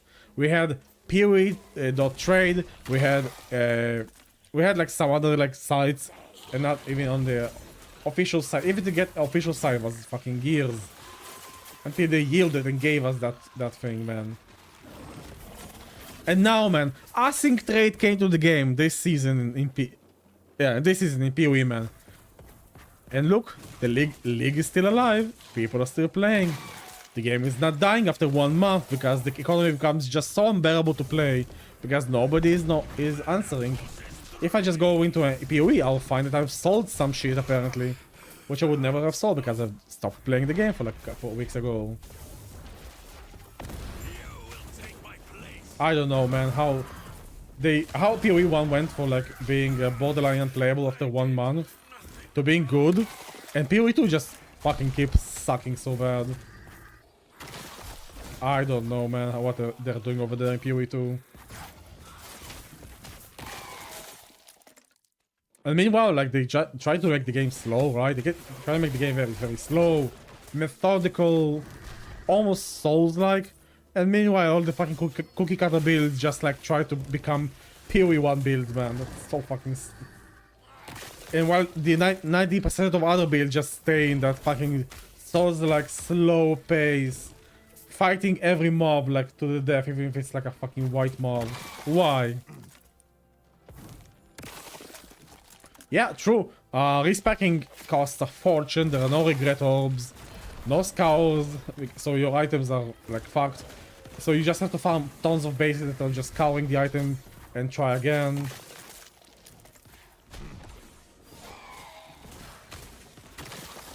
And then we had the exploit this season, didn't we? I mean, I quit before the exploit was found out, but the temple exploit fucked the economy, and look what happened, we're gonna have a restart league.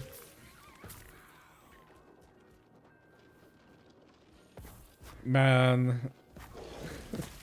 Nah, honestly, I think, I mean, it's just not for me, PoE 2.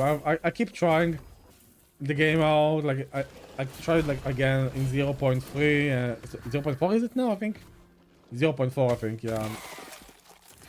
Nah. I did Theorycraft an interesting build, by the way, which a friend has tried and said that the build actually functions quite well. But it is like a meme build, but it's still like very off meta. I don't think it ever became like meta build. Splinter of Lorata. I think it was Ritualist or maybe even Amazon.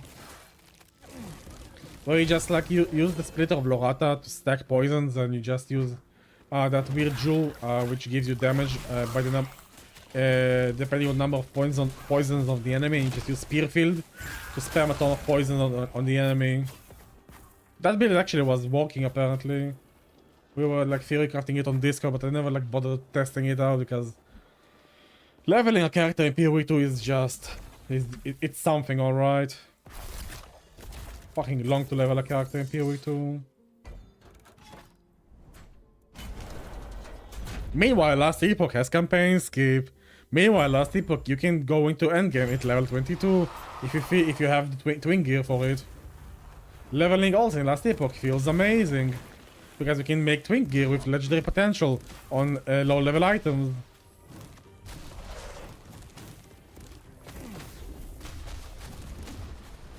And people are still complaining about campaign being mandatory.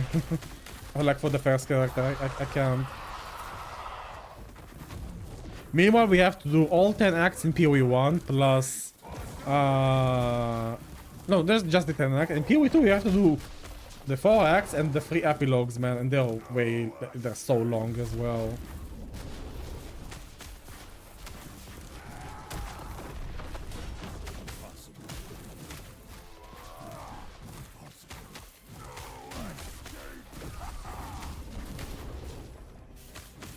And I don't know how people can complain about LE when PoE2 is so trash in comparison. I can't. Like, specifically on the like leveling alt part.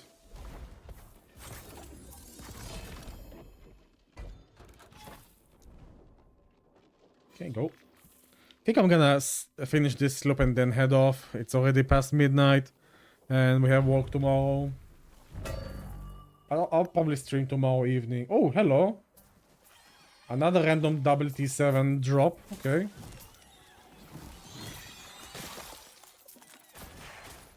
Again, lucky, but not in the right places.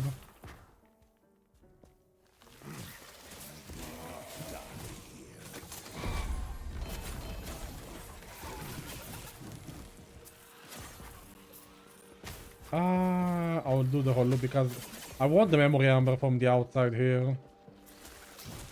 Also, it's quite a lot of XP. Yeah, 120k already. I'll probably do some farming off stream. Yeah, I mean, again, PoE is good for those. I mean, every game has its own like different. It's different enough for people to develop their own taste and have their favorite. I've actually kind of fallen back in love with PoE1 after the Asting trade changes. Because PoE1, while being very, very complicated, having trade being instantaneous and offline, make it a bearable experience to do do stuff at your own pace.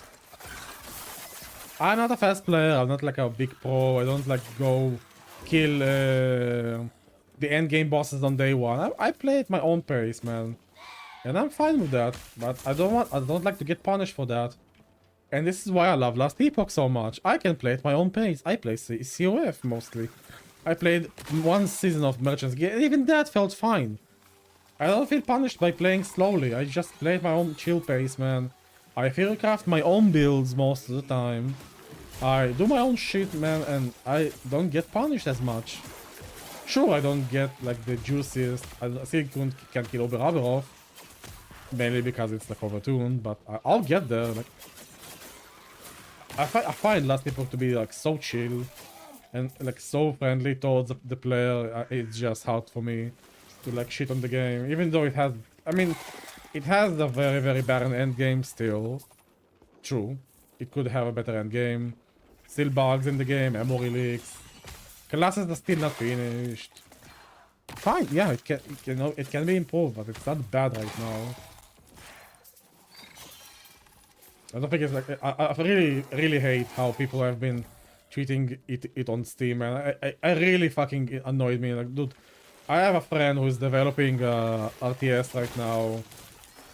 It's gonna be like a general Command and Conquer style of RTS, and they are like probably gonna have a demo this year, man. I know how hard it fucking is, and people shitting on your game just because of, like, I don't know, a broken promise from like years ago when you were in beta, small indie company, and you were sure you would sell better and your cosmetics will be sold in the millions, and you'll have the funding. And dude, sometimes reality happens, and you have to backtrack your promises. And as long as the game is not like gacha shit, pay to win, I'm fine. I'll pay. It's okay. Even Grim Dawn has expansions that are paid. It's fine. Grim Dawn has expansions which are paid, and it's an offline game. It's not a live service game. It's fine. People have been overreacting so much on the Reddit and Steam, and it's really unfair towards the devs, in my opinion. Like, honestly, people need to fucking chill. If you don't like the game, I mean, I've seen some of these like Steam. I maybe should probably like do a. It's a rage bait fucking shit post video, but I've looked over some of these like review bombers, man. 4 hours played, 2 hours played, 30 minutes played. All of them shitting on the game, man. Who the fuck are you? Why are you shitting on the game? You have 2 hours played. Who the fuck are you? These fucking brigaders, man. Like, what? What are you doing? And Steam letting that be a thing is like, no, they need to do something about brigading and review bombing. It's a real problem on the platform, I think.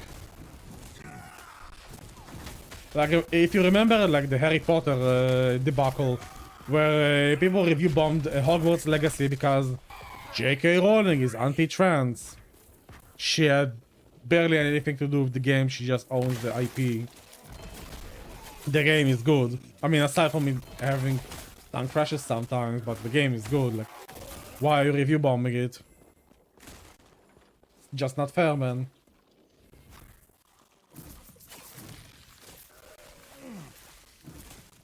I think if you have 4 hours on the game, and it's not a 4-hour game, okay? Last Epoch is not far from being a 4-hour game. It means you never finish the campaign, probably. Then you probably should not be reviewing the game now, should you? Especially not in like a fucking game. They scam players, like fucking reviews. They scam players. They're gonna be paid to win. I just don't get it. Like people. 4 hours played. Who the fuck? Why are you on the Reddit? Why are you on Last Epoch Reddit and you have 4 hours played? Who the fuck are you? And you go and review of the game. Like, I don't get it. Like, who are these people? Why are you on the why are you on the games Reddit? Like logically, I'm trying to like understand. And you have like no hours played in the game, which you're on its Reddit. Like, why? I don't know. I just find it weird. Some of those reviews, by the way, are valid accounts for like hundreds of hours. That'll fucking take, yes. Even though I think that opinion is dumb. You don't know how the game will be in 1 year. You don't have you're not a fortune teller. You have no idea. Maybe the game will still be good in 1 year, even with the Paradox class DLC. You don't know.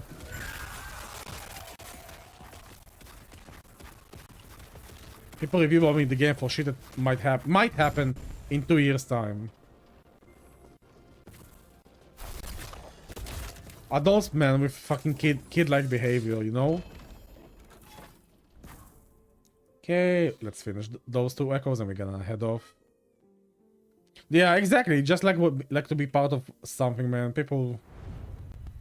Dude, nobody knows how those paradox... Nobody knows how the class will look like. Nobody knows if it's probably gonna... My opinion here... I mean, it's probably gonna be flashy, might be even meme tier class. Even if it's good, man, okay. Then people will buy it, fine. You can bundle it. Grim Dawn, by the way, again, so same, again, an offline game though. Its best classes are locked behind Forgotten Gods, Oathkeeper, and Inquisitor and Necromancer are behind Ashes of Malmuth. Again, one of the better classes. And beyond that, even the reworks and the expansions and the items are all locked behind the expansions. Nobody complains that the base game of Grim Dawn is like a shell of the complete product. Yeah, right? So why are people complaining that base LE will be like, yeah, but we should buy the expansion?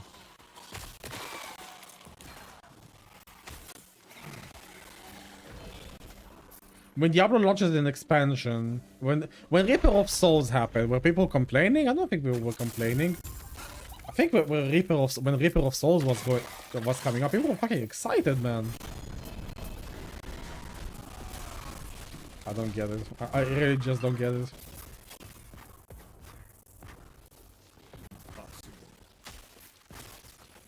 Also, all of this like Crafton shit, man. I mean, yeah, I mean, while Crafton has like not the best reputation right now, it has nothing to do with last epoch. You don't know the terms of the deal. You have no idea what was signed or what was handed over like control-wise. Is the game good right now? Good review. Is the game filled with gacha trash and pay to win now? Give it a bad review. But right now it doesn't have all of that Crafton stuff which people have been like speculating, right? So I really don't like. People just assume the worst, man. You don't know, man. Even EA, man, one of the shittier companies in the gaming space. Even they made good choices a couple years ago when they remastered the original Command and Conquer, and like, and even recently they released the source code for Generals, man. And now we have a Generals Online, thanks to the source code that was released, man. Sometimes even these really shit companies do the correct and nice thing, man. Sometimes it happens.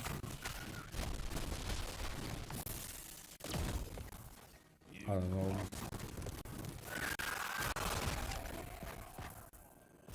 And then you have people fucking pogging for another Fallout remaster, while we all know that that game will be coming undercooked, filled with bugs, and we will have to wait for 1 year for the community to make game enabling mods for it, to make it like semi-playable like the rest of their games, right? Like Skyrim and Fallout 4.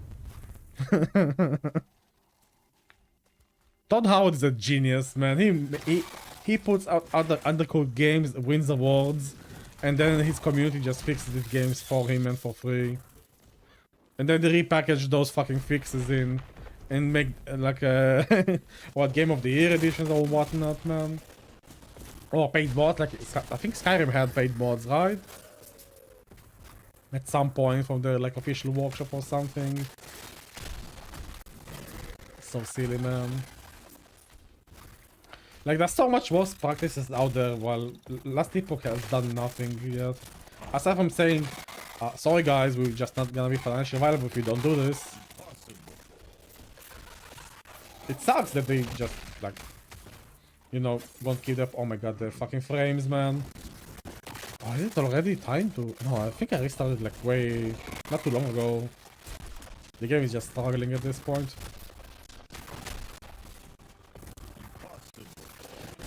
I've heard Torch. I've not. Okay, so I never like even saw Torch Infinite. I've not touched the series. So that's like one of the RPGs I've actually not experienced yet. I've heard it's like kind of a gacha pay to win, kind of like, I don't know, Genshin type of shit over there. So am I right? Is this right what I've heard, or is it actually like a decent, good game and should actually like maybe give it a try? I've had it like extremely gacha and shit like that, like Genshin, or like I don't know what's that other game. which is like kind of an RPG, but it's like extremely pay to win. I forgot its name, like I forgot its name. Yeah, sorry for the choppy gameplay, guys. The game has memory leaks. I should actually hold on, kill these guys, and maybe I don't think it's my memories, man. I really don't think it's me. If I open manager here. Nah, man, I'm like at barely at 75 usage. I'm not even like over. I'm not even bottlenecking right now.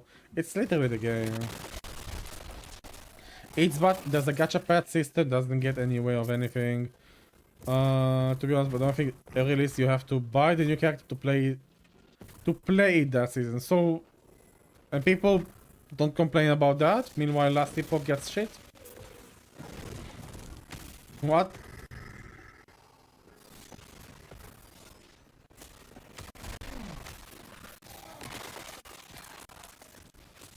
I mean, meanwhile we have Diablo 4, which is like I don't even know what the fuck is happening in that game anymore, man. I just at the start I just realized the game was so shit on release. I just stopped caring and just like moved on. I still hear that it's like not that great nowadays. It's better, but it's not. Apparently, it's not great anyway.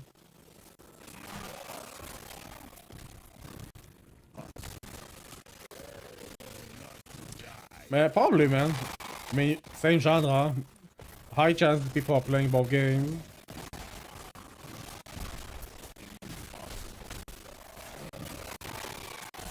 Again, sorry for the extremely choppy gameplay.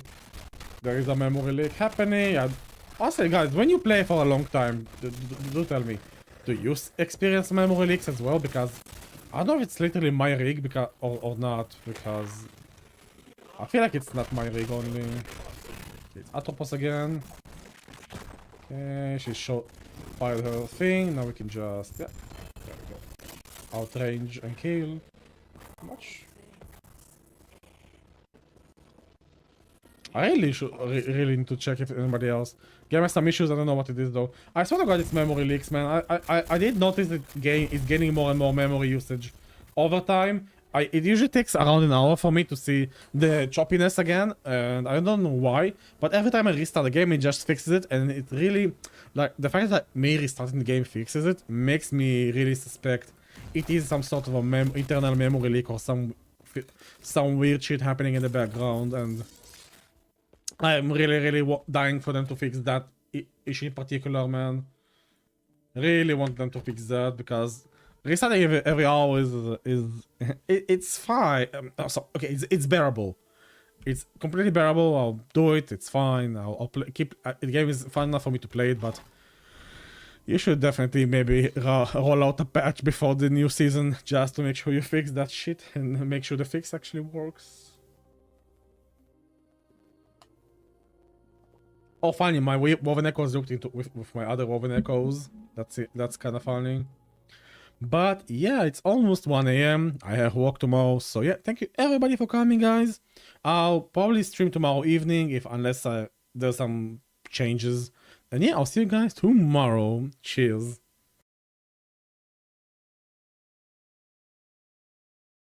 Also, feel free to join the community Discord, which I will link in the chat. Cheers.